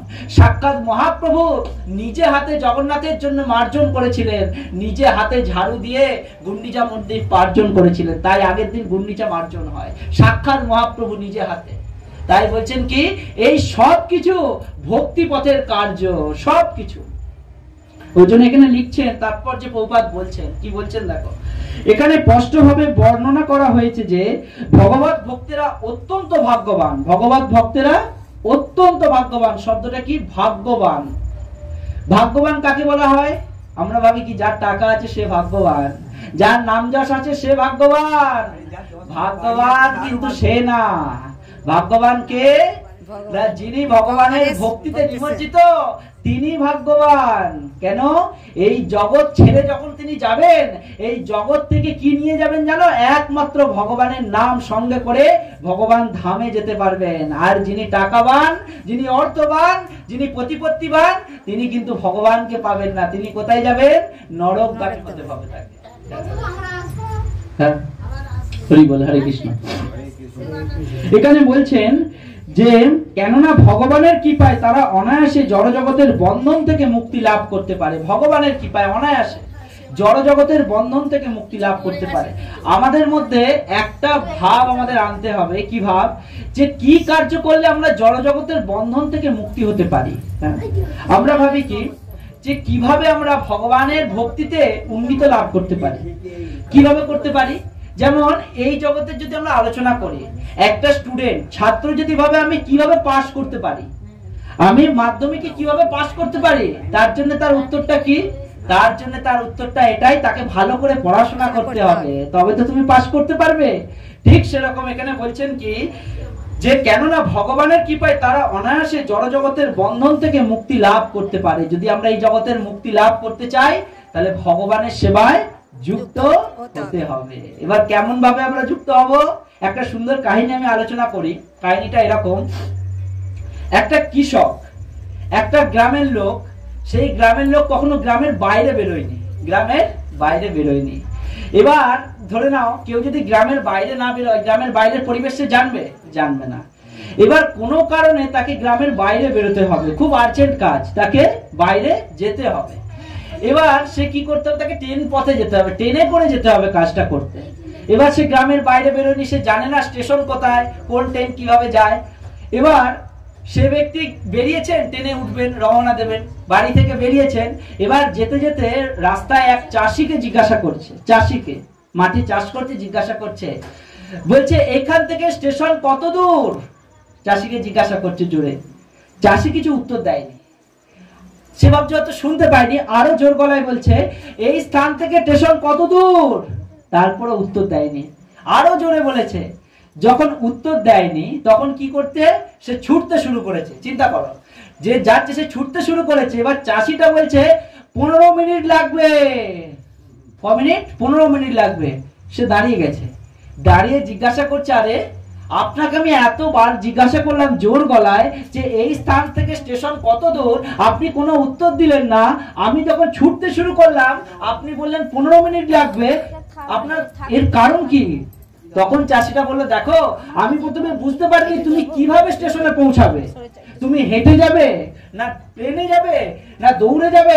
এখন বুঝতে পারছি তোমার গতিবেগ দেখে যে তুমি 15 মিনিটে স্টেশন পৌঁছে যাবে। ঠিক এইভাবে আমাদেরকে বুঝতে হবে যে আমাদের ভাবটা কেমন ভাবে রাখতে হবে, যে যেই ভাবে আমরা কৃষ্ণকে লাভ করতে পারি। যদি এইবারে মনের ভাব তীব্র হয়, এ জীবনেই কৃষ্ণকে লাভ হয়ে যাবে। হরি বল। যদি মনের ভাব তীব্র হয়, ভগবানকে পাওয়ার বাসনা তীব্র হয়। ওই জন্য এখানে বলছেন শুদ্ধ ভক্তির প্রভাবে ভক্ত উপলব্ধি করতে পারেন যে ভগবান হচ্ছেন মহান, প্রতিটি স্বতন্ত্র জীবাত্মাই তার অধীন। ভগবান হচ্ছেন মহান, ভগবান মহান, ভগবান বিভু, আর প্রতিটি জীবাত্মা হচ্ছে ভগবানের স্বতন্ত্র। স্বতন্ত্র মানে কি? ভগবান থেকে আসছেন, ভগবান হচ্ছেন মহান। তারপর বলছেন প্রতিটি জীবের কর্তব্য ভগবানের সেবা করা, কিন্তু সে যদি তা না করে তাহলে তাকে মায়ার দাসত্ব করতে হবে। কি বলছে? প্রতিটি জীবের কর্তব্য হচ্ছে ভগবানের সেবা করা, যদি আমরা তা না করি আমাদের মায়ার দাসত্ব করতে হবে। দুটো সেবা জগতে আছে, এই জগতে দুটো সেবা আছে, একটা হচ্ছে এই সংসারের সেবা আর একটা হচ্ছে ভগবানের সেবা। সংসারের সেবা করলে কি হবে?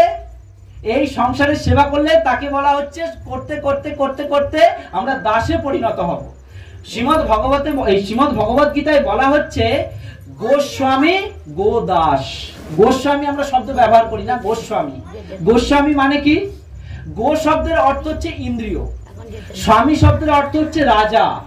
যিনি ইন্দ্রিয়দের রাজা তাকে বলা হয় গোস্বামী। আর গোদাস কাকে বলা হয়? গো শব্দের অর্থ হচ্ছে ইন্দ্রিয়, দাস শব্দের অর্থ হচ্ছে তার দাসত্ব স্বীকার করা। যিনি ইন্দ্রিয়ের দাসত্ব স্বীকার করে তিনি হচ্ছেন গোদাস, আর যিনি ইন্দ্রিয়ের দাসত্ব স্বীকার করেন না তিনি হচ্ছেন গোস্বামী। যেমন আমরা দেখতে পাই রূপ গোস্বামী, রঘুনাথ গোস্বামী, সনাতন গোস্বামী, জীব গোস্বামী, প্রত্যেকজন গোস্বামী। গোস্বামী মানে কি? পঞ্চ ইন্দ্রিয় নিজের আয়ত্তে তারা করতে পেরেছিল। আর যারা এই পঞ্চ ইন্দ্রিয়ের বশবর্তী হয়ে এই জগতে কাজ করে চলছে তারা কিন্তু গোদাস। গোদাস মানে কি? তারা ইন্দ্রিয়ের কথাই শোনে। যেমন এই স্থানে ভাগবত কথা হচ্ছে, এখানে তোমাদের বাইরে অনেককে আমন্ত্রণ করা হয়েছিল এই কথা শোনার জন্য, কিন্তু তারা এই স্থানে এসে পৌঁছতে পারেনি। এবার যদি আমরা বিচার করি শাস্ত্রের মাধ্যমে কেন এসে পৌঁছতে পারেনি, শাস্ত্রে বলা হচ্ছে কত না সৌভাগ্যের ফলে বৈষ্ণব আসিয়া মেলে।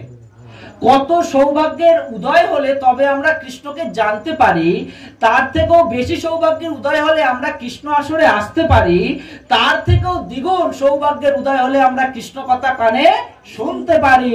হরি বল।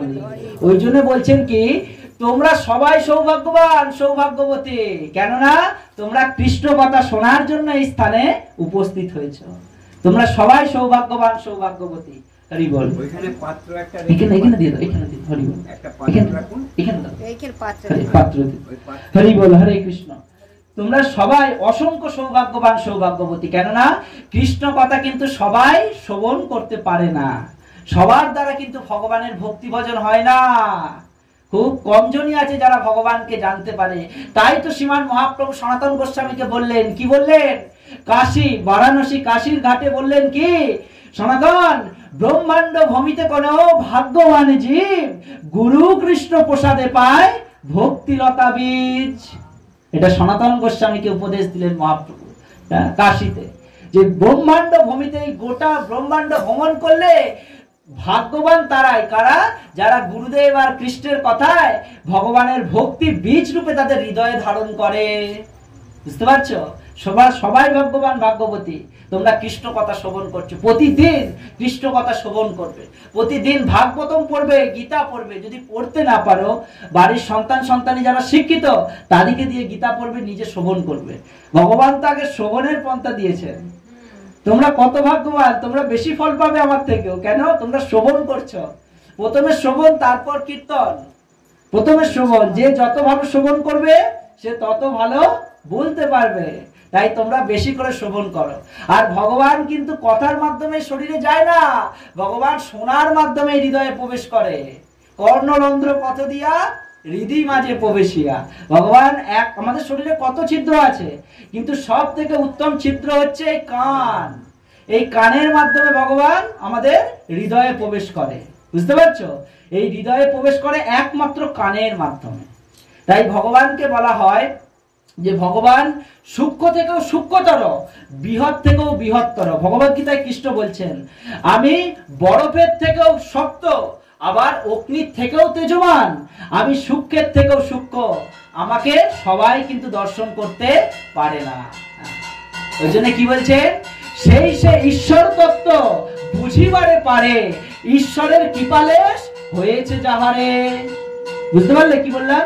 সেই সে ঈশ্বর তত্ত্ব, ভগবানের তত্ত্ব কে বুঝতে পারে না? ঈশ্বরের কৃপালেশ হয়েছে যাহারে। যার প্রতি ভগবানের কৃপা আছে সেই কিন্তু ভগবানের কথা বুঝতে পারে।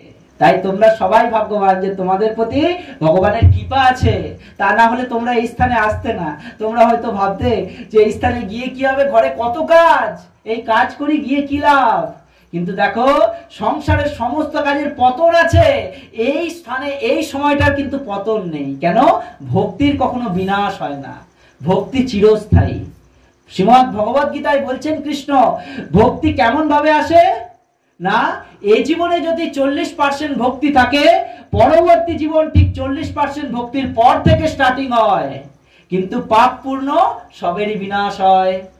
নইলে আমরা নিজেদের চোখে আমি দেখে বিশ্বাস করতে পারি না, 5 বছরের সন্তান, 5 বছরের শিশু, তার মুখে কৃষ্ণ কথা শোনার জন্য 50 বছরের লোক বসে থাকে। একটা দুটো না, হাজার হাজার। কখনো ভেবে দেখেছো? সেও তো মানুষ, আমিও মানুষ।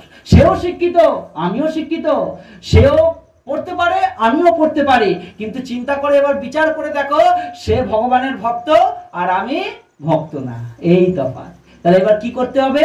ভক্ত হবার চেষ্টা করতে হবে, ভগবানকে লাভ করার চেষ্টা করতে হবে। সবকিছু তো লাভ করলাম, সংসার লাভ করলাম, পিতামাতা লাভ করলাম, সংসার লাভ করলাম, আত্মীয় পরিজন লাভ করলাম, সন্তান সন্তানি সব কিছু লাভ করলাম, সমস্ত কিছু দিকে আমি পারফেক্ট, পিতা মাতা সংসার ঘর বাড়ি সব কিছু পারফেক্ট, সমস্ত কিছু পারফেক্ট থাকার সত্ত্বেও যমরাজ একটা প্রশ্ন তোমায় করবে, হরিভজন হয়েছে? হ্যাঁ কি না, আর কিছু কথাই শুনবে না। যদি হরিভজন না হয় তাহলে তুমি এই দুর্লভ জীবন নিয়ে করলে কি? যে এই দুর্লভ জীবন পাওয়ার জন্য দেবদেবীরা প্রার্থনা করছেন ভগবানের কাছে, প্রভু আমাকে এই দুর্লভ জীবন দান করুন, আর তুমি কিনা এই দুর্লভ জীবন লাভ করলে হরিভজন করলে না, ধিক্কার তোমার জীবনের প্রতি। যাও 84 লক্ষ জনিতে আবার পতিত হও, আবার কষ্ট ভোগ করো, আবার কৃপা করে কবে মানব জীবন পাবে, আবার ভক্তি পথে আর আসার প্রয়াস করবে। তাই বলছেন কি, ভক্তি কখন থেকে করা দরকার? শোনা মাত্রই ভক্তি পথে আসা দরকার, 8 বছরই হোক আর 80 বছরই হোক। বুঝতে পারছো? শোনা মাত্র তুমি যখন থেকে জানলে কৃষ্ণ ভগবান, এতে চাংশ কলা পুংস কৃষ্ণস্তু ভগবান স্বয়ং। ব্রহ্মা বলছেন কি, ঈশ্বর পরম কৃষ্ণ সচ্চিদানন্দ বিগ্রহ অনাদিরাদি গোবিন্দ সর্বকারণের কারণ। যখন তুমি জানতে পারলে একমাত্র ঈশ্বর কৃষ্ণ, তখন থেকে তুমি ভগবানের ভক্তিতে নিমজ্জিত হও। সঙ্গে সঙ্গে মানস দেহ গেহ যৌ কিছু মোর ওর পিলু তুয়া পদে নন্দ কিশোর। মানস দেহ গেহ, আমার মন, আমার এই দেহ যা কিছু আছে, ওর পিলু তুয়া পদে নন্দ কিশোর। নন্দ কিশোর কে? কৃষ্ণ, নন্দ মহারাজের পুত্র। এই কৃষ্ণ, তোমার চরণে আমি সবকিছু অর্পণ করলাম। তাই তো এখানে বলছেন যে কিন্তু সে যদি তা না করে তাহলে তাকে মায়ার দাসত্ব করতে হয়। দাস কিন্তু আমাদের হতেই হয়, হয় ভগবানের দাস নয় মায়ার দাস। বুঝতে পারছো? দাস হতে হবে। যদি দাসই আমাদের হতে হবে, আমরা কৃষ্ণের দাস হব। যেই দাসে কোনো বন্ধন নেই, যেই দাসে এই জগতে আর আসতে হবে না, এই দুঃখ কষ্টের জগতে আর আসতে হবে না। আমরা যতই সুখী হবার চেষ্টা করি, আমরা কিন্তু সুখী হতে পারি না। পারি না। কেন পারি না? কারণ ভগবত গীতায় কৃষ্ণ বলছেন, কি বলছেন? আমরা যখন কাপড়ের দোকানে যাই, কাপড়ের দোকানে গিয়ে কি দেখি? কি লেখা থাকে কাপড়ের দোকানের উপরে? কি লেখা থাকে? বস্ত্রালয়। হ্যাঁ, শ্রীকৃষ্ণ বস্ত্রালয়, মা কালী বস্ত্রালয় লেখা থাকে না? মিষ্টির দোকানে গেলাম, কি লেখা আছে? মিষ্টান্ন ভান্ডার। হ্যাঁ, যখন আমরা বাসনের দোকানে গেলাম, কি লেখা আছে? বাসনালয়। সঙ্গে সঙ্গে আমাদের মনে এটা বুদ্ধি বিচার করতে হবে, গীতায় কৃষ্ণ বলছেন কি, দুঃখালয় অশাশ্বতম। এই জগৎকে আমি সৃষ্টি করেছি, এই জগৎকে আমি তৈরি করেছি, আর এই জগতের আমি কি নাম রেখেছি জানো? তোমরা জানো এই জগতের কি নাম রেখেছে ভগবান? কি নাম রেখেছে? দুঃখালয় অশাশ্বতম। দুঃখালয় অশাশ্বতম। দুঃখালয় মানে কি? যেখানে সে শুধু দুঃখ, যেখানেতে শুধু কষ্ট, আর সেটা কেমন কষ্ট? অশাশ্বতম। যেটা যেখানে গেলে আমরা দুঃখ পাই, কষ্ট পাই, সেটা হচ্ছে অশাশ্বতম। যেই জগৎ হচ্ছে অনিত্য, যেই সংসার অনিত্য, এই জীবন অনিত্য, সেই জায়গায় গেলে আমরা সুখ পাবো? সুখ পাবো না। তাই শাস্ত্রে বলছেন, প্রত্যেকটা মানুষকে এই শিক্ষা দিচ্ছেন ভগবান, যে শাস্ত্রে পরিষ্কার লেখা আছে এই জগৎ দুঃখের, তবু এসে কেন আমরা মূর্খের মতো সুখের চেষ্টা করি? সুখ কেন খুঁজি? সুখ খোঁজা কিন্তু আমাদের উচিত না। এই সংসার দুঃখে, এই সংসার দুঃখের সংসারে এসে আমরা সুখী তখন হব, কখন হব? হরে কৃষ্ণ কৃষ্ণ কৃষ্ণ হরে হরে, হরে রাম রাম রাম হরে হরে জপ করুন, সুখী হন। প্রত্যেকটা মন্দিরে গেলে এটা লেখা থাকে, হরে কৃষ্ণ মহামন্ত্র লিখে নিচে লেখা থাকে জপ করুন, সুখী হন। যদি এই জপ আমরা করতে পারি, এই মহামন্ত্র নামে নিত্য কীর্তন করতে পারি, সেই এই জগতে সব থেকে বড় সুখী। তিনি জানেন নিজের বলতে কেউ নেই, একমাত্র একেলা ঈশ্বর কৃষ্ণ, আর সব তার ভৃত্য, সব তার দাস। একেলা ঈশ্বর কৃষ্ণ, সবাই তার দাস রূপে জগতে পরিচালিত হচ্ছে। তাই এই শিক্ষা আমরা গীতা থেকে বুঝতে পারি, যে গীতায় কৃষ্ণ বলছেন কি, তা যদি কেউ না করে তারা মায়ার দাসত্ব করে। পূর্বে বলা হয়েছে কেবলমাত্র ভক্তিযুক্ত সেবার মাধ্যমেই পরমেশ্বর ভগবানকে হৃদয়ঙ্গম করা যায়, একমাত্র ভগবানকে জানা যায় ভক্তিযুক্ত সেবার দ্বারা। এবার যদি ভাবি ভক্তিযুক্ত সেবার দ্বারা যদি ভগবানকে জানা যায়, তাহলে কি বিদ্যার দ্বারা ভগবানকে জানা যায় না? যারা পড়তে পারে না গীতা, অনেকেই আছে গীতা পড়তে পারে না, তাহলে সে ব্যক্তি কি ভগবান কি জানতে পারে? আর যে ব্যক্তি পড়ছে, যে জানে, সে কি জানতে পারে না? সেও জানতে পারে। জানার পার্থক্য আছে। কিসের পার্থক্য আছে? জানার পার্থক্য আছে। চারটে অহংকার আমাদের শরীরে বিদ্যমান থাকে। চারটে অহংকার। কি কি অহংকার? একটা হচ্ছে কুলের অহংকার, একটা হচ্ছে জন্মের অর্থাৎ জাতের অহংকার, একটা কুলের অহংকার, একটা ধনের অহংকার, একটা সৌন্দর্যের অহংকার, আর একটা বিদ্যার অহংকার। বুঝতে পারছো? এই চারটে অহংকার আমাদের সবাইকে তাড়া করে করে বেড়ায়। কিভাবে বেড়ায়? ধনের অহংকার। ধন মানে কি? টাকা, প্রতিপত্তি, অর্থ। আমার অনেক অর্থ আছে, আমি বড় ধনী, আমি তোমাকে সম্মান করি না, তোমার টাকা পয়সা নেই। ধনের অহংকার। কুলের অহংকার, আমি উচ্চ কুলে জন্মেছি, আর এই কুলে জন্মে আমি কি করছি? সেই কুলের কার্য করছি না। ব্রাহ্মণ কুলে জন্মে ব্রাহ্মণের কার্য করছি না, উচ্চ কুলে জন্মে সেই কার্য আমরা করছি না। এই কুলের অহংকার। তারপরে রূপের অহংকার, আমি অত্যন্ত সৌন্দর্যবান, আর তুমি কুৎসিত দেখতে, তোমার সাথে আমার বন্ধু হবে কি করে? হবে না, কুৎসিত দেখতে। এরকম ভাবে আমরা নিন্দা করি। রূপের অহংকার। আর একটা হচ্ছে বিদ্যার অহংকার। বিদ্যার অহংকার, আমি এমএ পিএইচডি সবকিছু ডিগ্রি করলাম, আমার মধ্যে সব আছে, বিদ্যা আছে, কিন্তু বিদ্যার সাথে সাথে কি আছে? বিদ্যার অহংকার আছে। আর যেই অহংকার থাকলে কৃষ্ণ তাকে স্বীকার করে না। কৃষ্ণ কিন্তু অহংকার কখনো স্বীকার করে না। তাই কৃষ্ণ কি বলছেন? বিদ্যার দ্বারাও আমরা ভগবানকে জানতে পারি। কিভাবে জানতে পারি? অহংকার যুক্ত ভাবে জানতে পারি। বুঝতে পারছো? যে আমি একমাত্র বিদ্যাবান, আমি শাস্ত্র পড়তে পারি, আর তুমি পড়তে পারো না, তাহলে তুমি ভগবানকে জানো না। কিন্তু তা না। যখনই আমরা এই রকম মন্তব্য করি, তখন হয়ে গেল বিদ্যার দ্বারা জ্ঞান লাভ হয়, আর জ্ঞান যোগে কিন্তু তোমার পতন হবার সম্ভাবনা আছে। তাই গীতায় বলছেন কি? জ্ঞান যোগের থেকেও শ্রেষ্ঠ কি? ভক্তি যোগ। যেই যোগে প্রবেশ করলে কখনো পতন হয় না। তিনি জানেন কি? তিনাদপি শনিচেন তরুণীব সহিষ্ণুনাং অমাননীয় মানদেন কীর্তনীয় সদা হরি। তিনি এটা জানেন কি? অমাননীয় মানদেন কীর্তনীয় সদা হরি, যিনি সবাইকে মানদান করতে পারেন। তিনাদপি শনিচেন তরুণীব সহিষ্ণুনাং। এটা একমাত্র ভক্তি যোগেতেই জানা যায়। না কর্মযোগে জানা যায়, না জ্ঞান যোগে জানা যায়, না সন্ন্যাস যোগে, কিচ্ছু যোগে জানা যায় না। একমাত্র ভক্তি যোগে জানা যায়। ভক্তমাম অভিজানাতি। গীতায় বলছেন কি? ভক্তমাম অভিজানাতি। একমাত্র ভক্তরাই আমাকে জানতে পারে, জ্ঞানীরা আমায় জানতে পারে না। বুঝতে পারছো? যারা কর্ম করে তারাও আমায় জানতে পারে না। জানতে কারা পারে? যারা ভগবানের ভক্তি করে, জানতে তারা পারে। ওই জন্য এখানে লিখছেন, কি লিখছেন? যে দেখো, কেবলমাত্র ভক্তিযুক্ত সেবার মাধ্যমেই পরমেশ্বর ভগবান তত্ত্ব হৃদয়ঙ্গম করা যায়।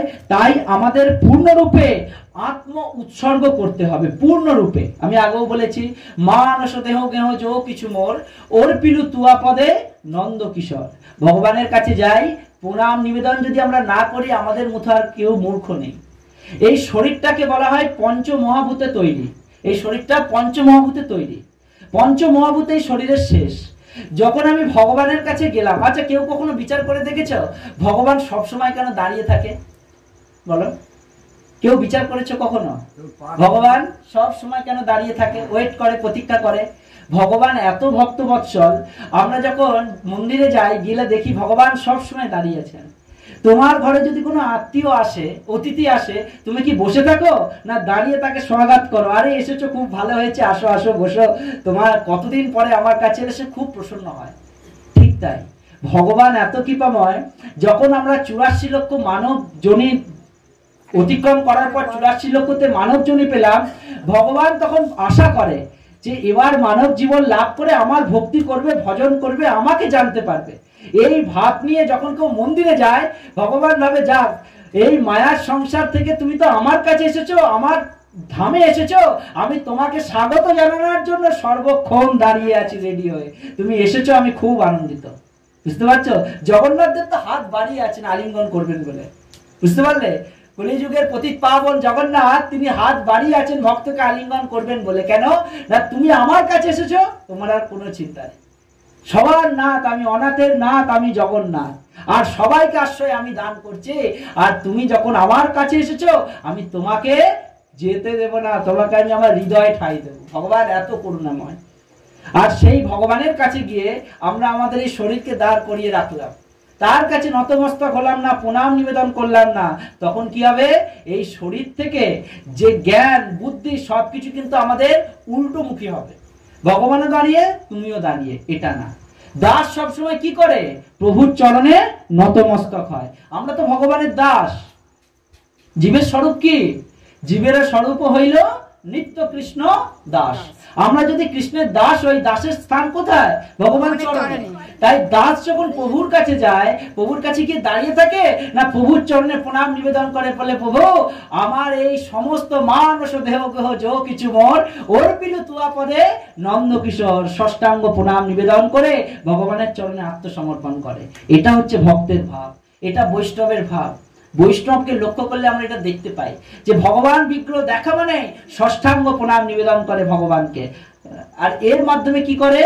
এই সমস্ত দেহ ততক্ষণ পর্যন্ত বিদ্যমান প্রভু যতক্ষণ এই দেহে তুমি বিরাজিতমান, আর যখন তুমি এই দেহ ত্যাগ করে চলে যাবে, এই দেহে যতই মণিমুক্তা যা কিছু দাও না কেন, এই দেহকে যে স্পর্শ করবে সে অপবিত্র হবে। হবে না?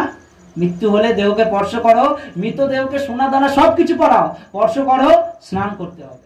কিন্তু দেখো যতক্ষণ পর্যন্ত ভগবান আত্মা রূপে এই দেহে আছে, এই দেহকে তুমি যতই সাজাও, সুন্দরতা করো, যাই করো, এই দেহ তারপরও কিন্তু পরিষ্কার পরিচ্ছন্ন। বুঝতে পারছো? ওই জন্য ভগবানের কাছে গেলে আগে কিছু করো না করো, ভগবানের কাছে আত্মসমর্পণ করো। আত্মনিবেদন তুয়া পদে করি হইনু পরম সুখী। খুব সুন্দর কীর্তন। এখানে বলছেন যে আমাদের পূর্ণরূপে আত্ম উৎসর্গ করতে হবে। শ্রীকৃষ্ণের শ্রী পাদপদ্মে আশ্রয় লাভ করতে হলে আমাদের মনকে সর্বতভাবে শ্রীকৃষ্ণে নিবদ্ধ করতে হবে। সর্বতভাবে, সকল দিক থেকে শ্রীকৃষ্ণে নিবদ্ধ করতে হবে। কেবলমাত্র শ্রীকৃষ্ণের জন্য আমাদের সমস্ত কর্ম করতে হবে, যে কাজকর্মই আমরা করি না কেন, যে কাজকর্মই। এবার যদি ভাবি যে আমরা কেউ ব্যবসা করে, কেউ চাকরি করে, যে যাই করে, সেও কি কৃষ্ণের জন্য কার্য করতে পারবে? অবশ্যই করতে পারবে। ভক্তি বিনোদ ঠাকুর সুন্দরভাবে একটা উপদেশ আমাদের দেখাচ্ছেন। ভক্তি বিনোদ ঠাকুর গৃহস্থ ছিলেন। ভক্তি বিনোদ ঠাকুর গৃহস্থ ছিলেন, আর ভক্তি বিনোদ ঠাকুরের আমরা দেখতে পাই যে তার ফ্যামিলি ছিল খুব বড়, 10টা সন্তান ছিল ভক্তি বিনোদ ঠাকুর।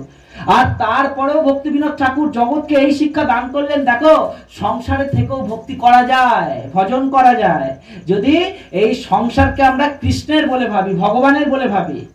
এই সন্তানকে, যে সন্তান আসছে সেই সন্তানকে যদি আমরা কৃষ্ণমুখী করে তুলি, তাহলে সেই সংসারে সেই সন্তান কৃষ্ণের নাম কীর্তন করবে, কৃষ্ণের ভক্তি করবে, কৃষ্ণের নাম প্রচার করবে, সেও কৃষ্ণের প্রতিনিধি, মানে সেও কৃষ্ণের দাসত্ব স্বীকার করবে।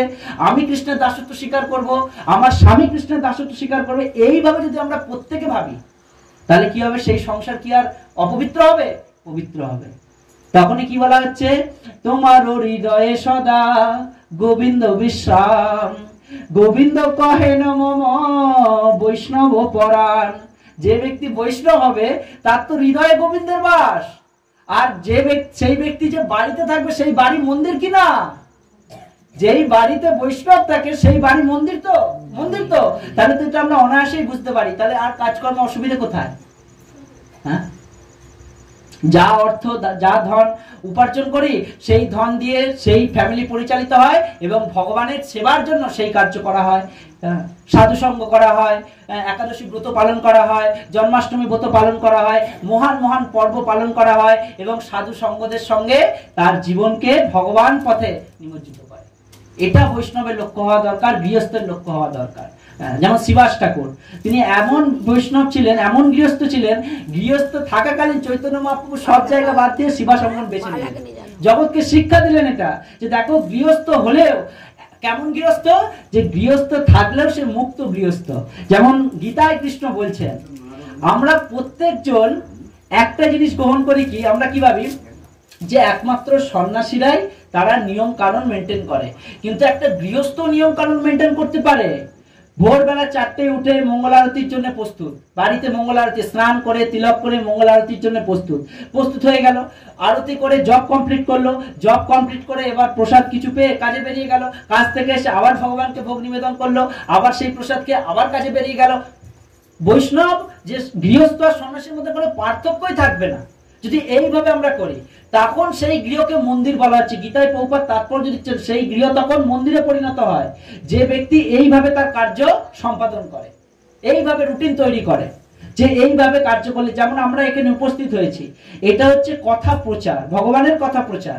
আর এই কথা প্রচারের মাধ্যমে এক গৃহস্থ আর এক গৃহস্থকে সাহায্য করতে পারে। কিভাবে? যারে দেখো তারে কহ কৃষ্ণ উপদেশ, আমার আজ্ঞায় গুরু হইয়া তারও এই দেশ। চৈতন্য মহাপ্রভু ভবিষ্যৎবাণী করলেন এটা। ভারত ভূমিতে হইল মনুষ্য জন্ম যার, জন্ম সার্থক করি করো পর উপকার, যারে দেখো তারে কহ কৃষ্ণ উপদেশ, আমার আজ্ঞায় গুরু হইয়া তারও এই দেশ। কৃষ্ণ উপদেশ মানে কি? ভগবত গীতা, কৃষ্ণের মুখনিসৃত বাণী। যাকে দেখবে তুমি তাকে কৃষ্ণ সম্পর্কে বলো, কৃষ্ণের ভক্তি করাও, কৃষ্ণকে জানতে শেখাও, তাহলে কি হবে? সে তৎক্ষণাৎ তুমি তাকে উপদেশ দেওয়া মাত্র সেই ক্ষণে তুমি তাকে গুরু হলে। আর গুরু হয়ে এই জগৎকে উদ্ধার করার কার্যে প্রত্যেক জনকে আমাদের লিপ্ত হতে হবে, প্রত্যেক জনকে। তুমি কৃষ্ণ ভক্তি করছো, খুব ভালো কথা, পাশের বাড়ির লোকটা যে করছে না, তুমি তাকে আগ্রহ করো যে দেখো জীবন তো এমনি বৃথায় যায়, জীবন চলে যাচ্ছে বৃথা, কিন্তু কৃষ্ণ ভক্তি করছো না, কেন করছো না? কখন মৃত্যু হবে কেউ জানে না। তুমি তোমার আশা করছো যে সন্তান তোমার মুখে আগুন অগ্নি দান করবে, তুমি কি জানো সন্তান তোমার আগে যাবে কিনা? সে তো আগে চলে যেতে পারে, পিতার আগে সন্তান চলে যেতে পারে। এই আশা আমরা কেন করি যে সন্তান আমার মুখাগ্নি করবে? সন্তানের আয়ু আমি জানি যে সন্তান কতদিন বাঁচবে জগতে? জানি না। আমি সন্তানের আয়ু জানি না, তারপরও আমি কি ভাবি যে সন্তান আমার অন্তিম ক্রিয়াকলাপ করবে। যদি আমরা এটা ভাবি যে কি তমেব মাতা চ পিতা তমেব তমেব বন্ধু চ সখা তমেব, এই জ্ঞান যদি আমাদের থাকে, তাহলে কি স্থাবর জঙ্গম দেখে না দেখে তার মূর্তি, সর্বত্র দেখে তার ইষ্টদেব স্ফূর্তি, সব জায়গায় সে ভগবানকে দেখতে পায়। বুঝতে পারছো? প্রত্যেকটা জীবের মধ্যে সে ভগবানকে দর্শন করতে পারে, যে সবার মধ্যে ভগবান বিরাজিতমান আছে। এটা হচ্ছে উত্তম বৈষ্ণবের লক্ষণ। চৈতন্য মহাপ্রভু শিক্ষা দিচ্ছেন। কিভাবে শিক্ষা দিচ্ছেন? যাকে দেখছেন তাকে কৃষ্ণ নাম বলছেন। আবার এমন লীলা করলেন দক্ষিণ ভারতে গিয়ে, যারা যারা মহাপ্রভুকে দেখছেন তারাই প্রেমে বিভোর হয়ে যাচ্ছেন। প্রথমের দিকে মহাপ্রভু কি সবাইকে বলতেন, বলো কৃষ্ণ, ভজ কৃষ্ণ, করো কৃষ্ণ শিক্ষা। যখন মহাপ্রভু জগন্নাথপুরী থেকে দক্ষিণাত্যে গেলেন, তখন মহাপ্রভুকে যারা যারা দর্শন করলেন, যেমন রঙ্গনাথ থেকে শুরু করে ওই রকম মন্দিরে যখন দক্ষিণাত্যে গেলেন, তখন মহাপ্রভুকে জয় সকল ভক্ত দেখছে, তারা ভক্তে পরিণত হয়ে যাচ্ছে। আবার সেই ভক্তরা যখন গ্রামে ফিরে যাচ্ছে, তাদের সঙ্গ পেয়ে গোটা গ্রাম ভক্ত হয়ে যাচ্ছে। সেই গ্রাম যখন পাশের গ্রামে যাচ্ছে, তার সঙ্গ পেয়ে পাশের গ্রামও ভক্ত হয়ে যাচ্ছে। লাখ লাখ কোটি কোটি ব্যক্তি চৈতন্য মহাপ্রভুর সঙ্গে সঙ্গে হাঁটছে। এই হচ্ছে ভক্তের লক্ষণ। তাই সেই ভাবে আমাদের জীবনকে সাজাতে হবে, যে যেই ভাবে গেলে এই মন শুদ্ধ হবে, মন সবার প্রতি করুণা হবে। বৈষ্ণবের এটা গুণ যে সবার মধ্যে ভগবানকে দর্শন করে, আর এই দর্শন করার মাধ্যমে সে সবার কাছে ভগবানকে চায় যে তুমি কৃষ্ণ ভক্তি করো, কৃষ্ণ ভজন করো। এখানে ওই জন্য বলছেন, কেবল শ্রীকৃষ্ণকে জানার জন্য আমাদের সমস্ত কর্ম করতে হবে, যেমনই কাজকর্ম হোক না কেন, তাতে কিছু যায় আসে না, কিন্তু সেই কাজ কেবলমাত্র শ্রীকৃষ্ণের জন্যই করা উচিত। সেটি হচ্ছে ভক্তিযোগের মানদণ্ড, সেটি হচ্ছে ভক্তিযোগের মানদণ্ড। আমরা ভাবি প্রত্যেকটা জিনিসের মান আছে না? মান আছে তো। আমি ওই স্থানে যাব, আমায় কে কেমন সম্মান দেবে? সম্মান, তাই তো। একটা বাজার থেকে যদি একটা সবজি কিনে, এই সবজিটা কেমন হবে? পচা কিনবো? কিনবো না। একটা তেল কিনে, এই তেলের গুণগত মান কেমন আছে? ঠিক সেরকম ভক্তিযোগেও গুণগত মান আছে। যদি আমরা ভক্তিকে ভালোভাবে আমাদের হৃদয়ে ধারণ করতে পারি, সেই ভক্তি কিন্তু অনেক ফল দান করে। ভক্তি বিনয় সম্পন্ন, যে ব্যক্তি ভক্তিবান হবে তার মধ্যে বিনয় আসবে। বিনয়, বিনয় শব্দের অর্থ জানো? বলো। বিনয় মানে কি? সবার প্রতি করুণা হবে, সবার কাছে নতমস্তক হবে। প্রভু আপনি যদি আমাকে মারেন মারুন, আমি তার পরিবর্তে মারবো না। কেন? তিনাদপি শনিচন। এটা বৈষ্ণবের গুণ। ভগবান আছেন, ভগবান যা ভালো বোঝেন করেন। আমার দোষ যদি থাকে আপনি মারুন মারুন, আমি মার খাবো, অবশ্যই মার খাবো। কেন? আপনি, এটা আপনার গুণ। তাই বৈষ্ণবকে কি বলা হয়? শাস্ত্রে বলা হয় বৈষ্ণব কেমন? তিনাদপি শনিচন। তিনো মানে কি? ঘাস। ঘাস ওপি, ওপি মানে কি? ঘাসের থেকেও শনিচন নিচু। ঘাস কত নিচু? বৈষ্ণব কেমন হবে? ঘাসের থেকেও নিচু। এইটা বৈষ্ণবের গুণ। আমি তো দেখি রঘুনাথ দাস গোস্বামীর চরিত্রে, রঘুনাথ দাস গোস্বামী যখন দেখলো যে চৈতন্য মহাপ্রভু যখন বললেন, পুনরায় গেলেন, আবার ফিরিয়ে দিলেন, রাজার সন্তান তো, পুনরায় যখন জগন্নাথপুরী গেলেন, চৈতন্য মহাপ্রভু তাকে বললেন যে দেখো রঘুনাথ, তুমি এসেছো আমার কাছে, খুব ভালো, সে তো শুদ্ধ ভক্ত ভগবানের, তাহলে কি করো, রঘুনাথ দাস গোস্বামী জগন্নাথপুরীর দুয়ারে মানে মেন দরজার ধারে ভিক্ষা করতেন, যারা যারা যেতেন কিছু চাইতেন দিতেন। কিছুদিন ভিক্ষা করার পর রঘুনাথ দাস গোস্বামী ভিক্ষা করা বন্ধ করে দিলেন। এবার তাকে জিজ্ঞাসা করছে যে আপনি ভিক্ষা করা বন্ধ করে দিলেন কেন? দেখো, ভিক্ষাবৃত্তি আর বেশ্যাবৃত্তি এক, শাস্ত্রে বলছেন ভিক্ষাবৃত্তি বেশ্যাবৃত্তি এক। কিরকম? কেউ যদি, আমি কাউকে যদি চাই, সে টাকা দিল, যদি না দিল তার প্রতি আমার রাগ, এটা ঠিক আমার পোষায় না। তাহলে কি করতে জানো তখন রঘুনাথ দাস গোস্বামী? এই হচ্ছে ভক্তের ভাব। ভিক্ষাবৃত্তি ত্যাগ করে জগন্নাথপুরীতে আনন্দবাজারে যে প্রসাদ পাওয়া যায়, সেই প্রসাদ যখন ফেলে দিত, ড্রেনে যখন ফেলে দিত, সেই ড্রেনের জলে যে প্রসাদ বেয়ে বেয়ে যেত, সেই চাল ভালো করে ধুয়ে, 2-4টে চাল ভালো করে ধুয়ে সেটাই প্রসাদ রূপে গ্রহণ করত রঘুনাথ দাস গোস্বামী। এত ভাব ছিল, এত তৃণাদপি শুনিছে না, একে বলা হয়।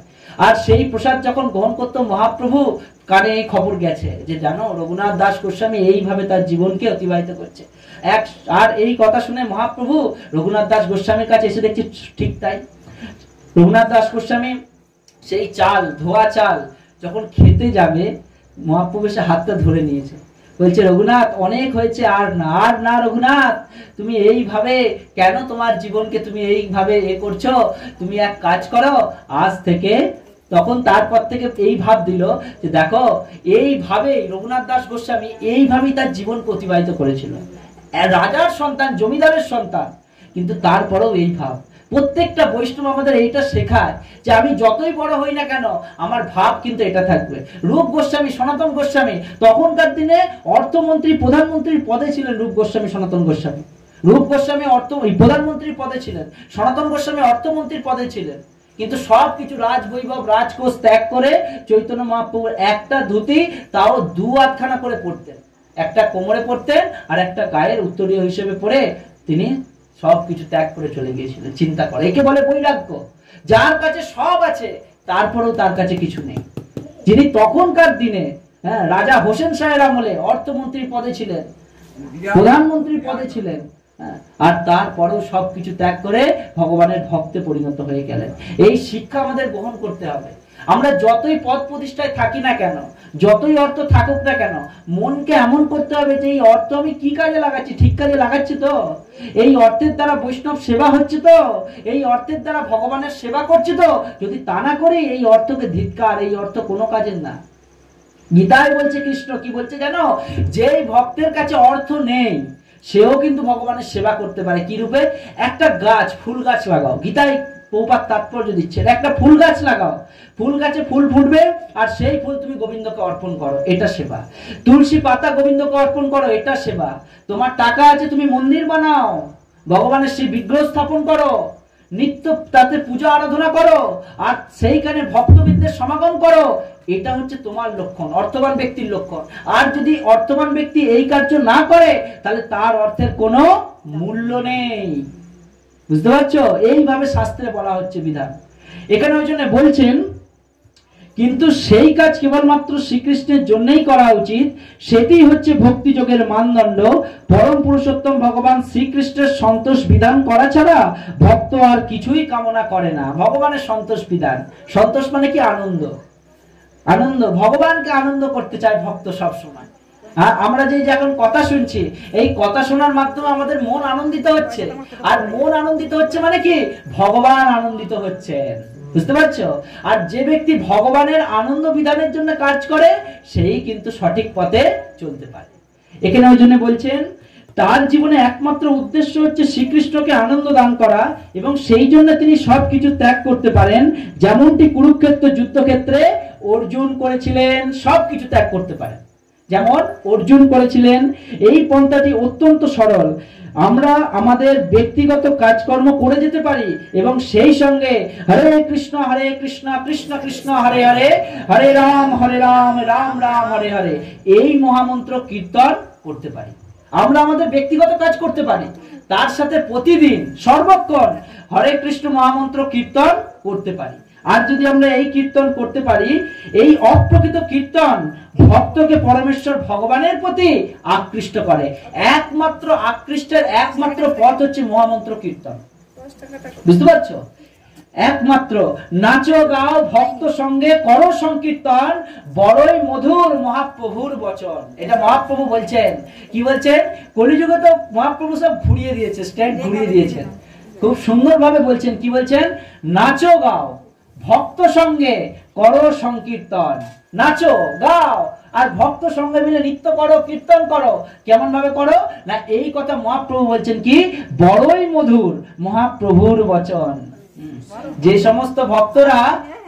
সমস্ত ভক্তেরা ভগবানের দিব্য ধামে গেলে আমরা দেখতে পাই নৃত্য করছে, কীর্তন করছে, আমাদের মন ভাবে যে এরা যেহেতু নৃত্য কীর্তন করছে, শাস্ত্রে কি বলা আছে নৃত্য কীর্তনের কথা? অবশ্যই বলা আছে। শ্রীমান চৈতন্য মহাপ্রভু নিজে নৃত্য কীর্তন করতেন, নৃত্য কীর্তন নিজে করতেন শিবাসঙ্গনে। শুধু নৃত্য করলে হবে না, কীর্তন করলে দুটোই করতে হবে। যে ব্যক্তি দুটোই পারে, দুটোই করবে। নৃত্য কীর্তনের দ্বারা ভগবানকে বেশি করে লাভ করা যায়। মহাপ্রভু শিবাসঙ্গনে প্রতিদিন নৃত্য করতেন। যেমন সকাল হবে, ব্রহ্ম মুহূর্তে মহাপ্রভু উঠবেন, গঙ্গা স্নান করবেন, স্নান করে ভগবানকে আরতি ফারতি করে সকল ভক্ত মিলে বেরোলো, মৃদঙ্গ নিয়ে, করতাল নিয়ে ভক্তবৃন্দ মিলে বেরোলো, সংকীর্তন আন্দোলন। রাস্তা গোটা নবদ্বীপ জুড়ে হরে কৃষ্ণ কীর্তন করতে করতে যাচ্ছেন। সারাদিন বাইরে নগর সংকীর্তন। সন্ধ্যা হলো, মহাপ্রভু কোথায় প্রবেশ করলেন? শিবাসঙ্গনে। শিবাসঙ্গনে প্রবেশ করে কি হয়ে গেল? এতক্ষণ সারাদিন নগরে সংকীর্তন হলো, এবার রাত্রিরে কোথায় সংকীর্তন? শিবাসঙ্গনে সারা রাত সংকীর্তন। বুঝতে পারছো? এটা হচ্ছে মহাপ্রভুর কাহিনী। মহাপ্রভু এইভাবে জগৎকে শিক্ষা দান করেছেন। মহাপ্রভু 24 ঘন্টা কীর্তন করতেন। আমরা যদি আধ ঘন্টা 1 ঘন্টা করি, তার দ্বারাও আমরা ফলবান লাভ হতে পারি। বুঝতে পারছো? যেই মহাপ্রভু, যেই আমরা ভাবি আমি কি ভাষায় কথা বলছি? বাংলা ভাষায়। তোমরা কি ভাষায় কথা বলছো? বাংলা ভাষায়। চিন্তা করে দেখো, স্বয়ং মহাপ্রভু নবদ্বীপ মাজারে এসে বাংলা ভাষায় কথা বলেছেন। এর মতো আর কিছু আছে? যেই ভাষায় আমি কথা বলছি, তোমরা কথা বলছো, সবাই আমরা কথা বলছি, এই ভাষায় স্বয়ং মহাপ্রভু কথা বলেছেন, নিত্যানন্দ প্রভু কথা বলেছেন। এই ভাষায় তিনি মহামন্ত্র নাম কীর্তন করে গোটা জগৎকে প্লাবিত করেছেন, এই একমাত্র বাংলা ভাষায়।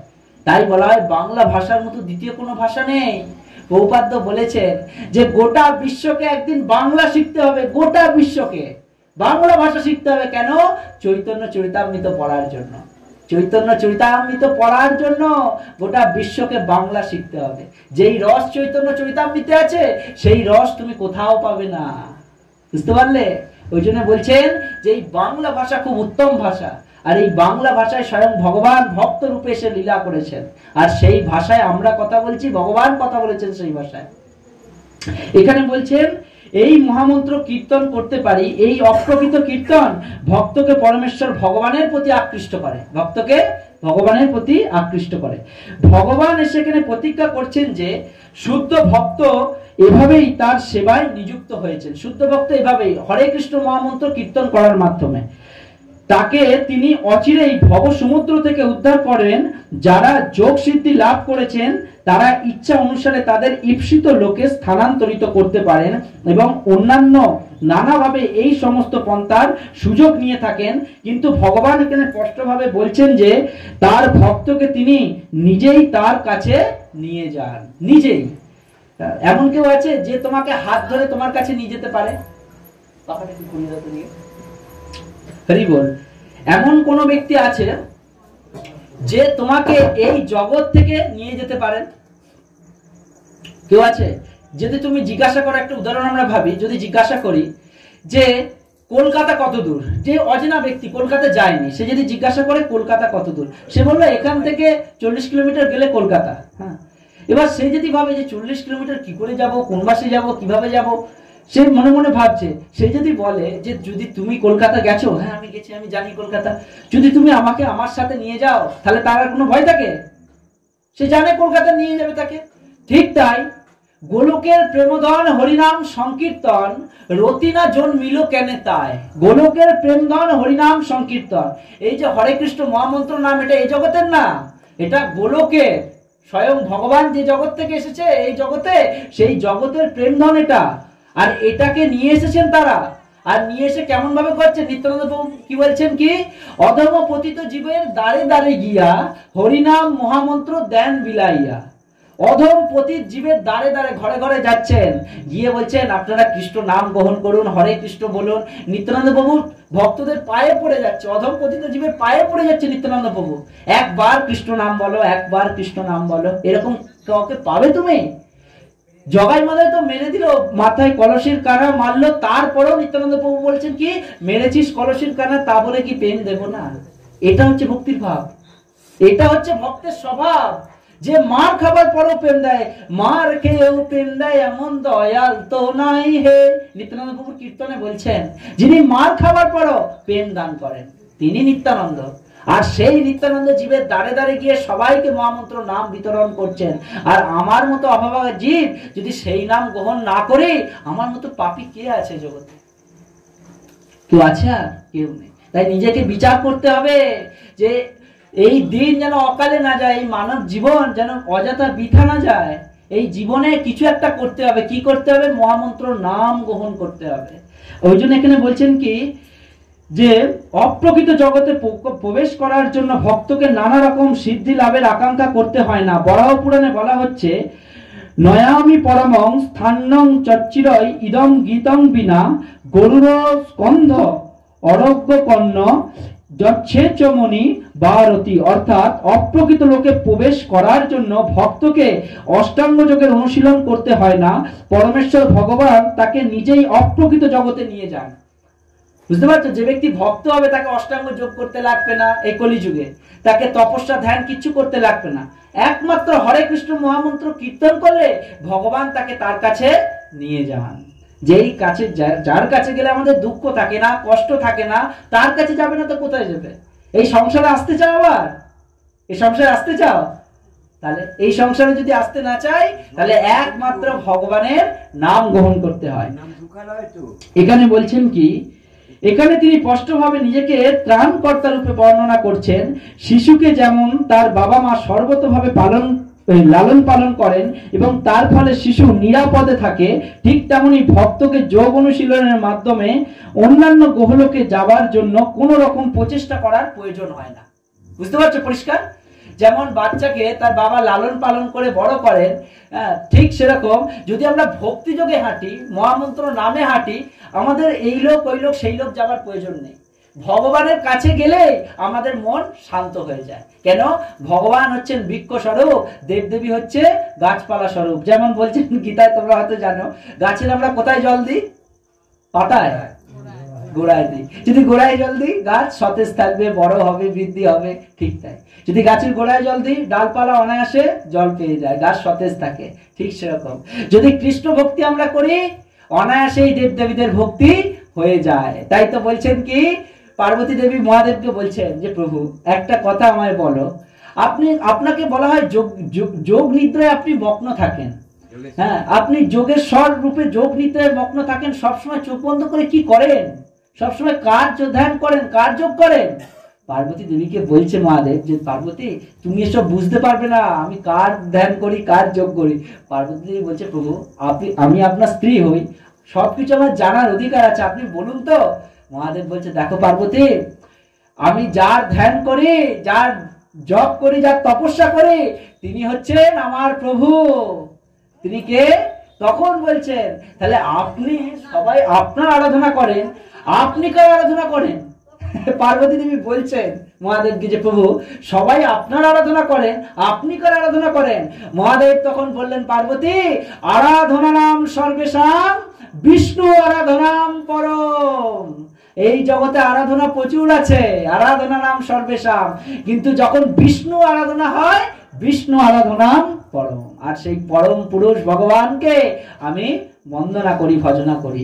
এবার যদি আমরা মহাদেব থেকে ব্রহ্মার কাছে যাই, ব্রহ্মা বলছেন ব্রহ্ম সংহিতায়, কি বলছেন? ঈশ্বর পরম কৃষ্ণ সচ্চিদানন্দ বিগ্রহ অনাদিরাদি গোবিন্দ সর্ব কারণের কারণম। ব্রহ্মা ব্রহ্ম সংহিতায় বলছে, কি বলছে? যে ঈশ্বর পরম কৃষ্ণ, যিনি ঈশ্বর, সে কি ঈশ্বর? পরম ঈশ্বর। আর সেই পরম ঈশ্বরকে কৃষ্ণ। ঈশ্বর পরম কৃষ্ণ, যিনি কেমন? সচ্চিদানন্দ বিগ্রহ, যার রূপটা কেমন? সব চিৎ আনন্দময়। তার রূপ, তার যে মূর্তি, সচ্চিদানন্দ বিগ্রহ। যিনি কে? অনাদির আদি গোবিন্দ, যিনি কে? অনাদির আদি, আদির আদি, অনাদির আদি গোবিন্দ। আর তিনি কিরকম ভাবে জগতে থাকেন? কিরকম ভাবে? যিনি সর্বকারণের পরম কারণ, তিনি হচ্ছেন গোবিন্দ, যিনি সর্বকারণের পরম কারণ। কেন তিনি পরম কারণ? ভগবান থেকে কে আসছে? বলরাম আসছে। বলরাম থেকে কে আসছে? অনন্ত শেষ শঙ্কর্ষণ আসছে। শঙ্কর্ষণ থেকে মহাবিষ্ণু আসছে। মহাবিষ্ণু থেকে কারণদক্ষায়ী বিষ্ণু। কারণদক্ষায়ী থেকে গর্ভদক্ষায়ী বিষ্ণু। গর্ভদক্ষায়ী বিষ্ণু থেকে ব্রহ্মা আসছে। ব্রহ্মা থেকে মহাদেব আসছে। এবার এই জগৎ পরিচালিত হচ্ছে। বুঝতে পারছো? এইরকম স্টেপ আছে, শ্রীমদ্ ভাগবতে পরিষ্কার ভাবে বর্ণনা করা আছে। ওই জন্য শাস্ত্রে বলা হচ্ছে যে যাকে ভক্তি করলে অন্য কোনো লোকে যাবার স্প্রিয়া থাকে না, একমাত্র ভগবান জগতে গেলে আমাদের সমস্ত ইচ্ছা পূর্ণ হয়, তাকে ভক্তি করাই দরকার। যদি আমি রাজার কাছে গেলে সব সুখ পাই, তাহলে কেন আমি রাজার কাছে যাব না? কেন মন্ত্রীর কাছে যাব? বুঝতে পারছো? একটা সুন্দর কাহিনী আছে। ধরো এবার 3 ব্যক্তিকে প্রশ্ন করছে রাজা। কি বলছে? 3 ব্যক্তিকে বলছে তোমাদের কি ইচ্ছা বলো, আমি সেই ইচ্ছা পূর্ণ করব। 3 ব্যক্তির মধ্যে প্রথম ব্যক্তি বলছে যে দেখো আমার ইচ্ছা কি, আমার ঘরটা ভেঙে গেছে, রাজামশাই আমার ঘরটাকে রেডি করে দিন, তৈরি করে দিন। রাজামশাই মন্ত্রীকে বলছে মন্ত্রী যাও ওর ঘরটা কি বলছে রেডি করে দাও। দ্বিতীয় ব্যক্তি বলছে তোমার কি চাই? বলছে মহারাজ আমার ঘরটা ঠিক আছে, আমার রাস্তাটা বড় খারাপ। বুঝতে পারছো? তাই ঘর ভালো হলে কি হবে, রাস্তা খারাপের জন্য আমি ঘরে প্রবেশ করতে পারছি না, তাই রাস্তাটা আমার ঠিক করে দিতে হবে। মন্ত্রী বললো মন্ত্রী ও রাস্তা ঠিক করে দাও। তৃতীয় ব্যক্তি বুদ্ধিমান, তৃতীয় ব্যক্তি হয়তো বৈষ্ণবের মতো ব্যক্তি ছিল, বৈষ্ণবকে বলা হয় চতুর ব্যক্তি, বুদ্ধিমান ব্যক্তি। তৃতীয় ব্যক্তিকে বলছে বলো তোমার কি চাই? তৃতীয় ব্যক্তি বলছে মহারাজ মহারাজ আমার ঘরও লাগছে না, আমার ঘর আছে, আমার রাস্তাও আছে, আমার ইচ্ছা কি আপনি আমার বাড়িতে থাকবেন। বলছেন কি মহারাজ আপনি আমার বাড়িতে থাকবেন, আমার এটাই ইচ্ছা। ও তুমি আমাকে আত্মীয়তা খাতিরতা করবেন? বাহ খুব ভালো।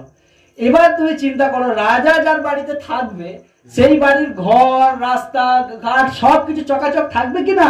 তাকে বলতে লাগবে বাড়ি তৈরি করো, রাস্তা তৈরি করো। বুঝতে পারছো? এই হচ্ছে বুদ্ধিমানের পরিচয়।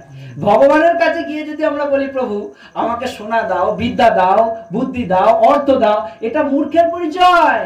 যদি ভগবানের কাছে বলি হে কৃষ্ণ আমার কিচ্ছু চাই না, আমার তোমাকে চাই, তুমি আমার সাথে থাকলে, যেমন অর্জুন বুদ্ধিমানের পরিচয় দিচ্ছেন যে প্রভু ওই নারায়ণী সেনা দুর্যোধন চাইছে, দুর্যোধনকে দিয়ে দাও, তুমি এক কাজ করো তুমি আমার সাথে থেকো, যুদ্ধ করতে হবে না, তুমি আমার সাথে থেকো। তিনি জানেন যে জ্ঞানী ব্যক্তি যদি সাথে থাকে সে যুদ্ধ করুক বা নাই করুক আমি এমনিই জয়ী হতে পারি। আর তিনি তো স্বয়ং ভগবান, যিনি ভগবান যার সাথে থাকে সে কখনো পরাজিত হয়? কখনোই পরাজিত হতে পারে না। তাই সবাইকে অর্জুনের মতো বুদ্ধিমান হতে হবে, সবাইকে কৃষ্ণকে গ্রহণ করতে হবে। কৃষ্ণের থেকে কিছু না, কৃষ্ণকেই চাই। কৃষ্ণ আমি তোমার থেকে কিছু চাই না, তোমার থেকে কিছু চাইলে সেটা তো সদা হয়ে গেল, সদা হলো না? হলো তো? দোকানে গেলাম 100 টাকা দিলাম, 2 কিলো চাল দাও, 2 কিলো চাল দিল, তাহলে তো সদা, সদা হয়ে গেল। লেনা দেনা, লেনা দেনা বৈষ্ণব করে না। বৈষ্ণব কি চায়?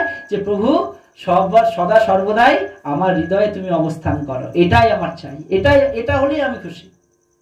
এখানে বলছেন যে এমনই ভক্তিযোগের অনুশীলনের মাধ্যমে অন্যান্য গ্রহলোকে যাবার কোন রকম চেষ্টার প্রয়োজন হয় না।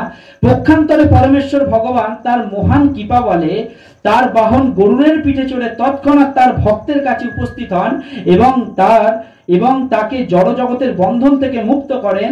মাঝ সমুদ্রে পতিত হচ্ছে যে মানুষ, সে যতই দক্ষ সাঁতরও হোক না কেন, শত চেষ্টা করেও সে নিজেকে রক্ষা করতে পারে না। কিন্তু কেউ যদি এসে তাকে সেই সমুদ্র থেকে তুলে নেয় তাহলে সে অনায়াসেই রক্ষা পেতে পারে। কত সুন্দর উদাহরণ দিচ্ছেন প্রভুপাদ, আমাদের বুঝতে অসুবিধা হবে না। আমরা সবাই কিন্তু ওই ভব সমুদ্রে হাবুডুবু খাচ্ছি না? আর মাঝ সমুদ্রে যদি তোমাকে ধরো হেলিকপ্টার থেকে মাঝ সমুদ্রে ফেলে দেওয়া হলো, তাহলে কি তুমি বাঁচতে পারবে? যতই সাঁতার কাটো কুল তো পাবে না। হ্যাঁ, আর তখন কি হবে? বাঁচতে কিন্তু পারবে না। এবার সেই মহান মাঝ সমুদ্রে কেউ যদি এসে তোমাকে সেই সমুদ্র থেকে উঠিয়ে নেয় তাহলে কিন্তু তুমি বেঁচে যাবে। তাই বলছেন ভগবানের আরেক নাম কি? গরুড়ধ্বজ। তিনি গরুড়ের উপর বিচরণ করেন। হ্যাঁ, গরুড়ধ্বজ নয় ভগবানের আরেক নাম। হ্যাঁ, গরুড়ের ধ্বজের উপর বিরাজমান হয়ে তিনি এই জগতে ভ্রমণ করেন, চারিদিকে তিনি যাতায়াত করেন। এবার আমরা যদি বুঝি এই ভব সমুদ্রে আমরা হাবুডুবু খাচ্ছি, এই সমুদ্র থেকে যদি নিস্তার পেতে চাই, মানুষ যখন ডুবে যায় হাত কি নিচের দিকে রাখে? কোন দিকে রাখে? উপর দিকে। চৈতন্য মহাপ্রভু সেই শিক্ষাই দিয়েছেন। আমরা ডুবছি কোথায়? এই ভব সমুদ্রে। হাত যদি নিচের দিকে রেখে, এখন আমি বললাম হরে কৃষ্ণ কৃষ্ণ কৃষ্ণ হরে হরে, হরে রাম রাম রাম হরে হরে। হাত তুললাম উপর দিকে, উপর দিকে কে আছে? গৌরধ্বজ ভগবান বিষ্ণু আছেন। আর তখন কি হবে? হাত ধরবে, উপরে তুলে নেবে। চৈতন্য মহাপ্রভু শিক্ষা দিলেন হরি বল, হাত তোলো আর হরি বলো। এই শিক্ষা দেওয়ার মাধ্যমে জগৎকে এটা শেখালেন যে এইভাবে যদি ভগবানের কাছে আমরা শরণাপন্ন হই, প্রথমত কি ভগবানকে আমরা ডাকছি, প্রভু এই দুঃখের সংসারে আমাকে পাঠালে, আমাকে তোমার নাও এই জগৎ থেকে, তোমার কাছে তো পাঠাও। দ্বিতীয়ত এই জগতের মায়া থেকে যদি মুক্তি পেতে চাই, তাহলে এই জগৎ মায়াকে মুক্ত তখনই করতে পারে যখন দু হাত তুলে আমরা কৃষ্ণকে ডাকি। যেমন দ্রৌপদী দেখেছিলেন না? দ্রৌপদী যখন চেষ্টা করেছিল, দ্রৌপদী যখন চেষ্টা করেছিল যে আমার বস্ত্র হরণ হয়ে যাচ্ছে, আমার সামনে অগণিত বীর যোদ্ধারা বসে আছে, হ্যাঁ, আর সবার কথা বাদ দিয়ে আমি যদি পিতামহকে ধরি, পিতামহ ভীষ্ম, যিনি 450 বছর আয়ু নিয়ে সেই স্থানে দীর্ঘ বিদ্যমান পুরুষ, একবারে শক্তিশালী ব্যক্তি বসে আছেন, তারপরও যদি আমরা বিচার করি সে পর্যন্ত এলো না তাকে রক্ষা করার জন্য, যিনি অত জ্ঞানী পুরুষ। তখন বলছেন দ্রৌপদী কি করলেন? সে নিজের চেষ্টায় শাড়িকে, হরে কৃষ্ণ হরি বল, সে নিজের চেষ্টায় শাড়িকে গার্ড করতে চাইলেন। দু হাতে যখন পারলো না, এক হাতে যখন গার্ড করতে চাইলেন তখনও পারলো না, তখন দেখলো কি আমার শক্তিশালী 5টা স্বামী থাকা সত্ত্বেও আমাকে রক্ষা করতে পারলো না। পঞ্চ পাণ্ডব, হ্যাঁ, যুধিষ্ঠির, অর্জুন, ভীম, নকুল, সহদেব, 5টা মহান রথী থাকার সত্ত্বেও আমাকে বাঁচাতে পারলো না। যিনি গোটা কুরু বংশের যিনি মুকুটমণি, হ্যাঁ, পিতামহ ভীষ্ম, তিনি পর্যন্ত আমাকে রক্ষা করতে পারলো না। তাহলে কে রক্ষা করতে পারে আমায়? রক্ষা তো একজনই করতে পারে, কি? একমাত্র শ্রীমান হরি সবার রক্ষা করতে পারেন। হরি বল। যখন সে দুহাত তুলে ভগবানের প্রার্থনা করলো, সঙ্গে সঙ্গে ভগবান দ্বারকা থেকে, দ্বারকায় ছিলেন ভগবান কৃষ্ণ, দ্বারকা থেকে হস্তিনাপুর, সঙ্গে সঙ্গে শাস্ত্রে বলা হচ্ছে কেমন ভাবে ভগবান এলেন অত তাড়াতাড়ি না, বলছেন গরুরকে ভগবান বলছেন যে গরুর,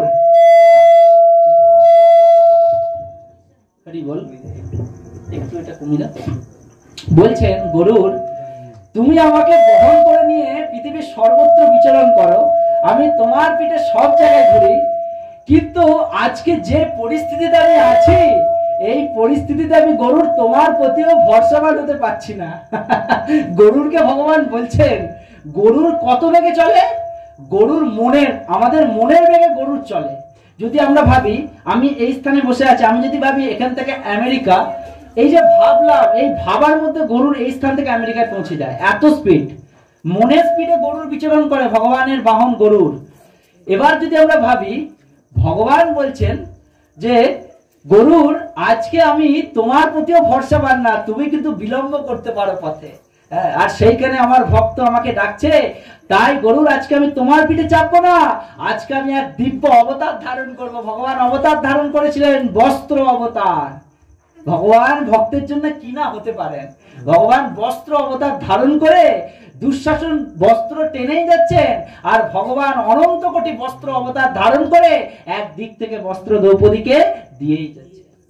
হ্যাঁ, তাহলে ভগবান কত অবতার! ভগবান কচ্ছপ অবতারও ধারণ করেন, ভগবান শুকর অবতারও ধারণ করেন, আবার ভগবান দ্রৌপদী লীলায় বস্ত্র অবতারও ধারণ করেন। এমন করুণাময় কেউ আছে? কাউকে পেয়েছো এত করুণাময়? একমাত্র কৃষ্ণ আছে এত করুণাময়। ওই জন্য কি কৃষ্ণ কথা হচ্ছে রসমালায়ম। কি মালায়ম? রসমালাই আমরা খাই না? রসমালাই কত সুন্দর খেতে, ঠিক সেরকম গীতা, ভাগবত, এসব রসমালাই। কিরকম রসমালাই? যেটা আমরা শুনলে বুঝতে পারবো না, দেখলে বুঝতে পারবো না। যদি বলা হয় আরে এই মিষ্টিটা কেমন স্বাদ, তুমি গ্রহণ করো, তোমায় হাতে দিল, হাতে দিয়ে বলো কেমন কেমন স্বাদ, তুমি বুঝতে পারবে? পারবে না। তোমার কি করতে হবে? খেতে হবে না, মুখে দিলে তবে তো বুঝতে পারবে। ঠিক সেরকম ভাগবত, গীতা, এসব হচ্ছে দিব্য শাস্ত্র, রসমালায়ম। যখন এটাকে আমরা গ্রহণ করি তখন আমরা বুঝতে পারি এর মিষ্টতা কোথায়, এর আনন্দ কোথায়। বুঝতে পারছো? ওই জন্য এখানে লিখছেন যে ভগবান তার ভক্তকে উদ্ধার করার জন্য গরুরের পিঠে চড়ে প্রত্যেকটা ভক্তকে এই ভব সমুদ্র থেকে উদ্ধার করেন। সে নিজেকে কিন্তু কেউ যদি তাকে সেই সমুদ্র থেকে তুলে নেয় তাহলে সে অনায়াসেই রক্ষা পেতে পারে।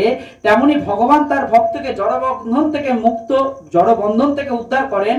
আমাদের কেবল ভক্তিযুক্ত ভগবত সেবায় নিযুক্ত হয়ে কৃষ্ণ ভাবনার অতি সরল পন্থা অনুসরণ করতে হবে। কি পন্থা? অতি সরল। আমরা ভক্তিপথকে কঠিন ভেবে ফেলি, ভক্তিপথ কঠিন না। আমরা খাচ্ছি, সেই খাওয়াটা যদি ভগবানকে দিয়ে খাই, কঠিন? কঠিন। আমরা প্রতিদিন কাজে বেরোচ্ছি, কাজে বেরোর আগে সংসারে কত ঝগড়া ঝামেলা করছি, যদি আধ ঘন্টা 4 মালা অন্তত জপ করি, কঠিন? কঠিন না। প্রতিদিন সন্ধ্যাবেলা কাজ থেকে ফিরছি, একটা শ্লোক, গীতার যদি একটা শ্লোক পড়ি, কঠিন? কঠিন না। বুঝতে পারছো কি বলছি? অতি সহজ পন্থা, কিন্তু আমরা এটা কঠিন করছি। কি ভাবছি? ভক্তি পথে গেলে কত কিছু ত্যাগ করতে হবে। ভক্তি পথে ত্যাগ করতে হয় না, ভক্তি পথে যোগ করতে হয়। কি যোগ করতে হয়? সবার সাথে সম্বন্ধ যোগ করতে হয়। সবাই আমার আপন। কেমন ভাবে আপন? সবাই হচ্ছে কৃষ্ণের দাস। বুঝতে পারছো? ভগবান যদি সবার পিতা হয়, আমরা সবাই ভাই ভাই তো, ভাই না? তাহলে একে অপরের সাথে বিবাদ কি করে করি? বুঝতে পারছো? ওই জন্য কি ভক্তদের শত্রু কম থাকে, যারা শুদ্ধ ভক্ত তাদের শত্রু কম থাকে, আর অভক্তদের শত্রু বেশি থাকে। কেন? সে নিজের কাছে নিজে শত্রু। কিরকম শত্রু? তার মন এক কথা বলে, কাজ এক কথা করে। কাজ একরকম হয়, মন একরকম হয়। তাই ভক্তরা বলছেন যে ভক্তদের যে মধ্যে, এই ভক্ত মধ্যে মেলামেশার মধ্যে অনেক প্রভাব আছে। কি প্রভাব? যে এই প্রভাবের দ্বারা মন পবিত্র হয়। ভক্তের গুণ এটা। এখানে লিখছেন যে আমাদের কেবল ভক্তিযুক্ত ভগবত সেবায় নিযুক্ত হয়ে কৃষ্ণ ভাবনার অতি সরল পন্থা অনুশীলন করতে হবে।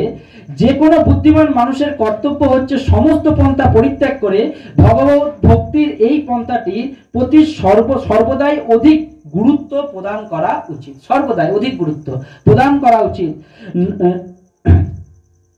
নারায়ণীয়তে যথার্থ প্রতিপন্ন করা হয়েছে, যা বই সাধনা সম্পত্তি পুরুষার চর্চে তয়া বিনা তদ উৎপত্তি নর নর স্বয়ং। এই শ্লোকে তাৎপর্য করা হচ্ছে যে সকাম কর্মের বিভিন্ন পন্থায় ব্রতী না হয়ে অথবা মনোধর্ম প্রসূত জ্ঞানের অনুশীলন না করে ভক্তিযোগে ভগবানের সেবা করলেই সব রকম ধর্মচারণ, দান, ধ্যান, যজ্ঞ, তপস্যা, যোগ আদি সমস্ত ফল প্রাপ্ত হওয়া যায়। সেটি হচ্ছে ভক্তিযোগের বিশেষত্ব। বুঝতে পারছো? একমাত্র ভক্তি যোগ করতে পারলে অনায়াসেই দান, ধ্যান, যজ্ঞ সবকিছু লাভ হয়। তাই তো বলা হচ্ছে কলিযুগের যুগধর্ম কি? হরিনাম সংকীর্তন। হরিনামৈব হরিনামৈব হরির নামৈব কেবলম কলৌ নাস্তেব্য নাস্তেব্য নাস্তেব্য গতিরন্যথা। একমাত্র কলিযুগে হরির নাম একমাত্র সত্য। সত্য আর কিচ্ছু না। এই জগৎ মিথ্যা, ঈশ্বর সত্য, আর সেই ঈশ্বরের নাম হচ্ছে সত্য। এখানে ওই জন্য বলছেন কেবলমাত্র শ্রীকৃষ্ণের দিব্য নাম সমন্বিত হরে কৃষ্ণ মহামন্ত্র কীর্তন করার ফলে ভগবত ভক্ত অনায়াসেই পরম লক্ষ্যে উপনীত হতে পারে, যার জন্য অন্য কোন ধর্ম আচরণের মাধ্যমে তা প্রাপ্ত হওয়া সম্ভব নয়। অন্য কোন ধর্ম আচরণের মাধ্যমে প্রাপ্ত হওয়া সম্ভব নয়। ভগবত গীতার উপসংহারে ৮ম অধ্যায়ে পরম উপদেশ দান করে ভগবান বলছেন, সর্বধর্মান পরিত্যাজ্য মামেকং শরণং ব্রজ অহং তাং সর্ব পাপেভ্য মোক্ষয়িষ্যামি মা শুচো। আত্মজ্ঞান লাভের জন্য সমস্ত প্রক্রিয়াগুলি বর্জন করে কেবলমাত্র কৃষ্ণ ভাবনাময় ভগবত ভক্তির অনুশীলন করতে হবে। আত্মজ্ঞান লাভের জন্য সমস্ত পন্থা। আত্মজ্ঞান মানে কি? আত্মজ্ঞান, আমরা প্রত্যেকজনই জ্ঞানী হতে চাই। বিভিন্ন ধরনের বই পড়ি না, জ্ঞানের বই। এই সমস্ত জন্য বলছেন যে সমস্ত বই পড়লে আমাদের বিদ্যার অহংকার আসে, সেই সমস্ত বই পড়া কমিয়ে ভগবানের দিব্য শাস্ত্র সমন্বিত পুস্তক পড়তে হবে, শাস্ত্র পড়তে হবে। তাহলে কি হবে? আমাদের অহংকার নাশ হবে। আমাদের মধ্যে কত রকম অহংকার আছে না? অম্বরীশ মহারাজকে বধ করার জন্য দুর্বাসা মুনিও চেয়েছিলেন। হ্যাঁ, যে এইদিকে আমি ভাবি যে ভগবানের শুদ্ধ ভক্তের কাছে প্রচুর ক্ষমতা আছে, কিন্তু সেই ক্ষমতা তারা প্রকাশ করে না। বুঝতে পারছো? যেমন অম্বরীশ মহারাজ একাদশী ব্রত তোমরা সবাই জানো। হ্যাঁ, তিনি একাদশী ব্রত পালন করেছেন। একাদশী ব্রত পালন করে পরের দিন কি দ্বাদশী ব্রত। দ্বাদশী পালন করতে হয়, একাদশী মতো পালন করে দ্বাদশী পালন হয়। এবার অম্বরীশ মহারাজ তিনি অত বড় রাজা, এবার পরের দিন কি ব্রাহ্মণ বৈষ্ণব ভোজন করিয়ে তারপরে কি দ্বাদশীর ভোজন করে, পালন করে। এবার সেই সময় কি করেছে, দুর্বাসা মুনি 60,000 শিষ্য নিয়ে সেই অম্বরীশ মহারাজের রাজত্বে প্রবেশ করেছেন। এবার যেই প্রবেশ করেছেন, মহারাজ দেখে খুব প্রসন্ন হয়ে গেছে অম্বরীশ মহারাজ, আরে মুনিবর আপনি প্রবেশ করেছেন, আজকে আমি ধন্য হয়ে গেলাম, আজকে দ্বাদশী তিথি, আপনার মতো শুদ্ধ ভক্তের দর্শন করে আমি ধন্য। দুর্বাসা মুনি কে না, শিবের অবতার, আমরা সবাই জানি, রুদ্র অবতার দুর্বাসা মুনি, স্বয়ং ভয়ঙ্কর তেজস্বী, একটুতেই রেগে যান। হ্যাঁ, এবার প্রবেশ করেছেন। অম্বরীশ মহারাজ বলছেন, প্রভু প্রভু আপনি এসেছেন, খুব ভালো, আজকে সুন্দর তিথি, দ্বাদশী তিথি, আপনাকে আজকে আমি ভোজন করাতে ইচ্ছুক। আপনি এক কাজ করুন, আপনি গঙ্গায় অর্থাৎ সুন্দর সরোবরে স্নান করে, নদীতে স্নান করে আসুন, আপনার ভোজনের আমি ব্যবস্থা করছি। হ্যাঁ, এইভাবে দুর্বাসা ঋষি স্নানে গেছে। এবার দেখো, স্নানে গেছে তো গেছে, আমরা এক একজন দেখে স্নানে আমরা বলি না কখন গেছিস, ফেরার নাম করবিস। দুর্বাসা মুনি স্নানে গেছে আর ফেরার নাম করে না। আর এইদিকে কি হচ্ছে, দ্বাদশী তিথি অতিক্রান্ত হয়ে ত্রয়োদশী তিথি পড়ছে। অম্বরীশ মহারাজ ভাবছে যে একাদশী ব্রত করলাম, দ্বাদশীতে যদি পালন না করি তাহলে তো ফল পাওয়া যাবে না, অপরাধ হয়ে যাবে।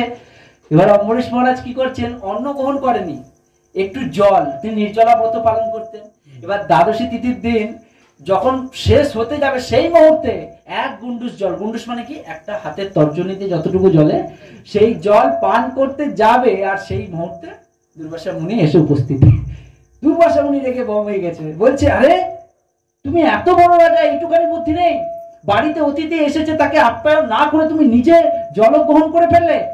আর তিনি রাগান্বিত মূর্তি ধারণ করেছেন। দুর্বাসা মুনি একটুতে রেগে যায়, আর দুর্বাসা মুনি রাগান্বিত মূর্তি ধারণ করে, না তোমার মতো এরকম আধ্যাত্মিক রাজা এইখানে এই জগতে থাকা উচিত না, এই বলে দুর্বাসা মুনি তো অনেক তেজস্বী, সঙ্গে সঙ্গে মাথার জটা থেকে একটি চুল নিক্ষেপ করে যেই ভূমিতে পিষ্ট করেছেন, একটা কৃত্যা প্রকট হয়েছে, রাক্ষসী প্রকট হয়ে গেছে, রাক্ষসী। আর সেই রাক্ষসীকে দুর্বাসা মুনি নির্দেশ দিচ্ছে, যাও অম্বরীশ মহারাজকে এক্ষুনি বধ করে দাও। আর সেই রাক্ষসী প্রকট হয়েছে হাতে ত্রিশূল নিয়ে, ত্রিশূল নিয়ে রাক্ষসী প্রকট হয়েছে। আর কি করছে দেখো, সেই কথা শোনা মাত্র দুর্বাসা মুনি যেই বলেছেন, ত্রিশূল নিয়ে সেই রাক্ষসী অম্বরীশ মহারাজের দিকে যাচ্ছে না। অম্বরীশ মহারাজ তো ভয়ও নেই, কিছু নেই, কারণ তিনি জানেন অবশ্য রক্ষিবে কৃষ্ণ বিশ্বাস পালক। যার কৃষ্ণের প্রতি বিশ্বাস আছে সে জানে কৃষ্ণ আমাকে সব দিক থেকে রক্ষা করবেন, কৃষ্ণ যেটা ভালো বুঝবেন সেটা করবেন। তিনি না নরেন চরণ, আমাদের হলে ছুটে কোথায় পালাতাম। অম্বরীশ মহারাজ এক জায়গায় আসছে, ভগবান যা ভালো বোঝেন সেটা করেন, ভগবান যা করেন মঙ্গলের জন্য করেন। অম্বরীশ মহারাজ দাঁড়িয়ে আছেন, কৃত্যা দৌড়ে আসছেন ত্রিশূল নিয়ে তাকে বধ করবেন বলে। যেই সামনে এসেছে কৃত্যা, স্পর্শ তো দূরের কথা, অম্বরীশ মহারাজকে ছোঁয়া তো দূরের কথা, সঙ্গে সঙ্গে সেই ত্রিশূল চূর্ণ বিচূর্ণ হয়ে গেল তাকে ছোঁয়ার আগেই। আর সেই কৃত্যা সঙ্গে সঙ্গে জ্বলে তার কাছে আগুনে পুড়ে ছাই হয়ে গেল। এবার দেখো, যখন এই দৃশ্য ঘটলো, অপরাধ কি হলো, বৈষ্ণব অপরাধ। কারণ অম্বরীশ মহারাজ ভগবানের শুদ্ধ ভক্ত বৈষ্ণব, তার প্রতি অপরাধ করেছে। কে অপরাধ করেছে? দুর্বাসা মুনি অপরাধ করেছে।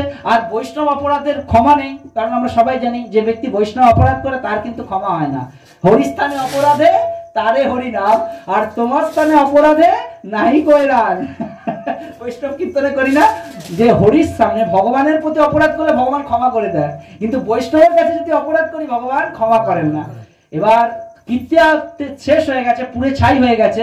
অম্বরীশ মহারাজ তিনি দাঁড়িয়ে আছেন, তিনি কিছুই করেননি। এবার দুর্বাসা মুনি দেখছেন পৃথিবী কাঁপতে কাঁপতে কাঁপতে কাঁপতে সুদর্শন চক্র আসছে। সুদর্শন চক্র, সুদর্শন চক্রের রূপের বর্ণনায় বলা হয় 1 কোটি সূর্যের যা তেজ, 1 কোটি সূর্য, একটা দুটো না, 1 কোটি সূর্যের যে তেজ, সেই সমস্ত তেজ আছে সুদর্শন চক্রের মধ্যে। সেই চক্র গনগন গনগন করে আসছে, আর গোটা পৃথিবী টলমল টলমল করছে। ভগবানের নারায়ণের চক্র বৈকুণ্ঠ থেকে চলে গেছে, আর সেই চক্র আসছে, এসে দুর্বাসা মুনির পিছনে ধাবিত। দুর্বাসা মুনি আগে আগে, সুদর্শন চক্র পিছু পিছু। গোটা লোক লোকান্তর, ব্রহ্মলোক, কৈলাস ধাম সমস্ত কিছু ঘুরে যখন কিছু নেই, মহাদেব বললেন, দেখো দুর্বাসা, তুমি তো অপরাধ করেছো, কার চরণে? দেখো বৈষ্ণব চরণে অপরাধ করেছো। আর বৈষ্ণব চরণে অপরাধ করলে আমি তো দূরের কথা, কেউ তোমায় রক্ষা করতে পারবে না। তুমি এক কাজ করো, একটা উপায় আছে, তুমি যার চক্র তার কাছে একবার গিয়ে দেখো, সে যদি কোনো উপায় করতে পারে না, নারায়ণের কাছে বৈকুণ্ঠে যায়। দুর্বাসা মুনি কৈলাস থেকে ছুটতে ছুটতে বৈকুণ্ঠে গেছে। এবার সুদর্শন চক্র তার পিছনে ধাবিত করছে। এবার দুর্বাসা মুনি, আচ্ছা মুনিদের শরীর কত পরিষ্কার থাকে, এবার দুর্বাসা মুনি বলছেন শাস্ত্রে যে সুদর্শন চক্রের তেজে তাপে দুর্বাসা মুনি কালো ভূতের মতো হয়ে গেছে, একেবারে কালো হয়ে গেছে, তার ছুটতে ছুটতে ক্লান্ত হয়ে গেছে, লোকান্তর ঘুরছে। নারায়ণের কাছে গেছেন বৈকুণ্ঠে, গিয়ে বলছেন প্রভু, এবার যখন নারায়ণের কাছে গেছে সুদর্শন চক্র স্টে হয়ে গেছে, সেই সুদর্শন চক্র নারায়ণের কাছে গেলে দাঁড়িয়ে যাবে, তাকে বধ করবে না, ভগবানের ধামে এসে গেছে। এবার ভগবানকে বলছে প্রভু আপনি ভক্ত বৎসল, আপনি আমাকে রক্ষা করুন, আমি আপনার শরণাপন্ন হয়েছি, আপনি দীননাথ, আপনি পতিতারণ, আমি আপনার কাছে এসেছি, আপনি রক্ষা করুন না। কি হয়েছে প্রবলেম না, এইভাবে সুদর্শন চক্র আপনার, আপনি চক্রকে বলুন শান্ত হয়ে যায়, আমি বেঁচে যাই। বলছে দেখো চক্রকে আমি বলবো কি, চক্রকে বলার আগে সে তো চলে গেছে, আর এই চক্র আমি বললেও থামবে না। কেন থামবে না জানো? কারণ আমি কার বসে চলি জানো? আমি আমার ভক্তের বসে চলি। ভক্ত যেমন ভাবে আমায় চালায় আমি তেমন ভাবে চলি। তুমি ভক্তের চরণে অপরাধ করেছো না, তাই তোমার এই গতি হয়েছে। আর তুমি যদি এর থেকে মুক্তি পেতে চাও তাহলে আমার কাছে না, তুমি যার চরণে অপরাধ করেছো তার চরণে যাও, সে যদি তোমায় ক্ষমা করে তুমি অবশ্যই এই চক্র থেকে মুক্তি লাভ করতে পারবে। সঙ্গে সঙ্গে আবার ছুটতে ছুটতে অম্বরীশ মহারাজের কাছে এলেন। অম্বরীশ শাস্ত্রে বলছে অম্বরীশ মহারাজ ততক্ষণ পর্যন্ত একটা কণাও দাঁতে কাটেনি, যতক্ষণ পর্যন্ত দুর্বাসা মুনি সেই অম্বরীশ মহারাজের কাছ থেকে গেছেন আবার ফিরে এসেছেন। কেন? সাধু ঘরে এসে না খেয়ে পেরিয়ে গেছে, আমি এখনো পর্যন্ত অন্ন গ্রহণ করিনি। এটা প্রত্যেকটা মানুষের লক্ষ্য। আগেকার দিনে আমি দেখি, আগেকার দিনে গৃহস্থরা বাড়িতে অতিথি এলে তাদের আগে ভোজন করায়, তারপর নিজে করে, এটা লক্ষণ। আগে বাড়ির অতিথি এলে তাকে আগে ভোজন করানো উচিত, তারপরে গৃহ লোকের খাওয়া উচিত। অম্বরীশ মহারাজ এই সব নিষ্ঠা দেখে যখন অম্বরীশ মহারাজের চরণে দুর্বাসা মুনি পতিত হলেন, দুর্বাসা মুনিকে বলছেন প্রভু আপনি এ কি করছেন, আপনি এত বড় মুনি, আমার চরণে আমার অপরাধ হয়ে যাবে প্রভু। এইভাবে তাকে বললেন প্রভু আপনি আমাকে ক্ষমা করুন, এই চক্র থেকে মুক্তি দিন। তখন বললেন সুদর্শনকে, হে সুদর্শন, আমি যদি একটু হলেও ভগবানের ভক্তি করে থাকি, ভগবানকে ভালোবেসে থাকি, তাহলে হে সুদর্শন তুমি পুনরায় বৈকুণ্ঠে ফিরে যাও আর এই দুর্বাসা মুনিকে ক্ষমা করে দাও। সঙ্গে সঙ্গে সুদর্শন পুনরায় বৈকুণ্ঠে ফিরে গেলেন আর দুর্বাসা মুনি সেই থেকে মুক্তি পেলেন। ওই জন্য বলছেন কি, যে ভক্তের চরণে অপরাধ করলে আমাদের কেউ মুক্তি দিতে পারে না। যেমন চপাল গোপাল, ভয়ঙ্কর অপরাধ, সেই সব কাহিনী। ওই জন্য বলছেন যে তাহলে জীবনের পরম উদ্দেশ্য সাধিত হয়, তখন অতীত জীবনের পাপময় কর্মের জন্য চিন্তা করার প্রয়োজন নেই, কারণ ভগবান আমাদের সমস্ত পাপ থেকে মুক্ত করবেন। সুতরাং আর কোনো প্রক্রিয়ার মাধ্যমে আত্মতত্ত্বজ্ঞান লাভ করে মুক্তি লাভের ব্যর্থ প্রয়াস করার কোনো প্রয়োজন নেই। পরম সর্বশক্তিমান ভগবান শ্রীকৃষ্ণের চরণারবিন্দে আশ্রয় গ্রহণ করলে সকলেরই কর্তব্য, সেটি হচ্ছে জীবনের পরম পূর্ণতা।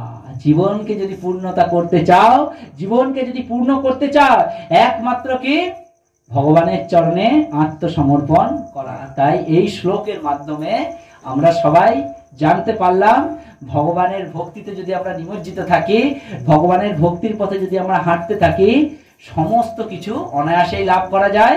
আর আমরা এইভাবে ভক্তি পথে এগোতে পারি আর বৈষ্ণব দিকে সর্বদাই সম্মান করতে পারি। আমার মধ্যে যদি বৈষ্ণব সম্মানের গুণ নেই, আমি তার প্রতি খারাপ ব্যক্ত করব না, কারণ বৈষ্ণব অপরাধ ভয়ঙ্কর পাপ, আর এই পাপ থেকে কেউ মুক্তি দিতে পারে না, কেউ পারে না। ওই জন্য কি বলা হচ্ছে, হরিস্থানে অপরাধে তারে হরি নাম, তোমার স্থানে অপরাধে নাহি কইরাম। বৈষ্ণবের কাছে বৈষ্ণবকে বলতে হয় যে প্রভু ওহে বৈষ্ণব ঠাকুর দয়ার সাগর, এদাসে করুণা করি, দিয়া পদ ছায়া শোধহে আমারে, তোমার চরণ ধরি, একাকি আমার নাহি পায় বল, হরি নাম সংকীর্তনে, তুমি কৃপা করি শ্রদ্ধা বিন্দু দিয়া, দেহ কৃষ্ণ নাম, তুমি কৃপা করি, একমাত্র তুমি কৃপা করতে পারো। তাই সকলকে অসংখ্য ধন্যবাদ ভগবত গীতার এই দিব্যবাণী শ্রবণ করার জন্য। আমরা এখানে ভগবত গীতার অধ্যয়ন সমাপ্ত করলাম। সকলে মিলে হরে কৃষ্ণ কৃষ্ণ কৃষ্ণ হরে হরে, হরে রাম রাম রাম হরে হরে।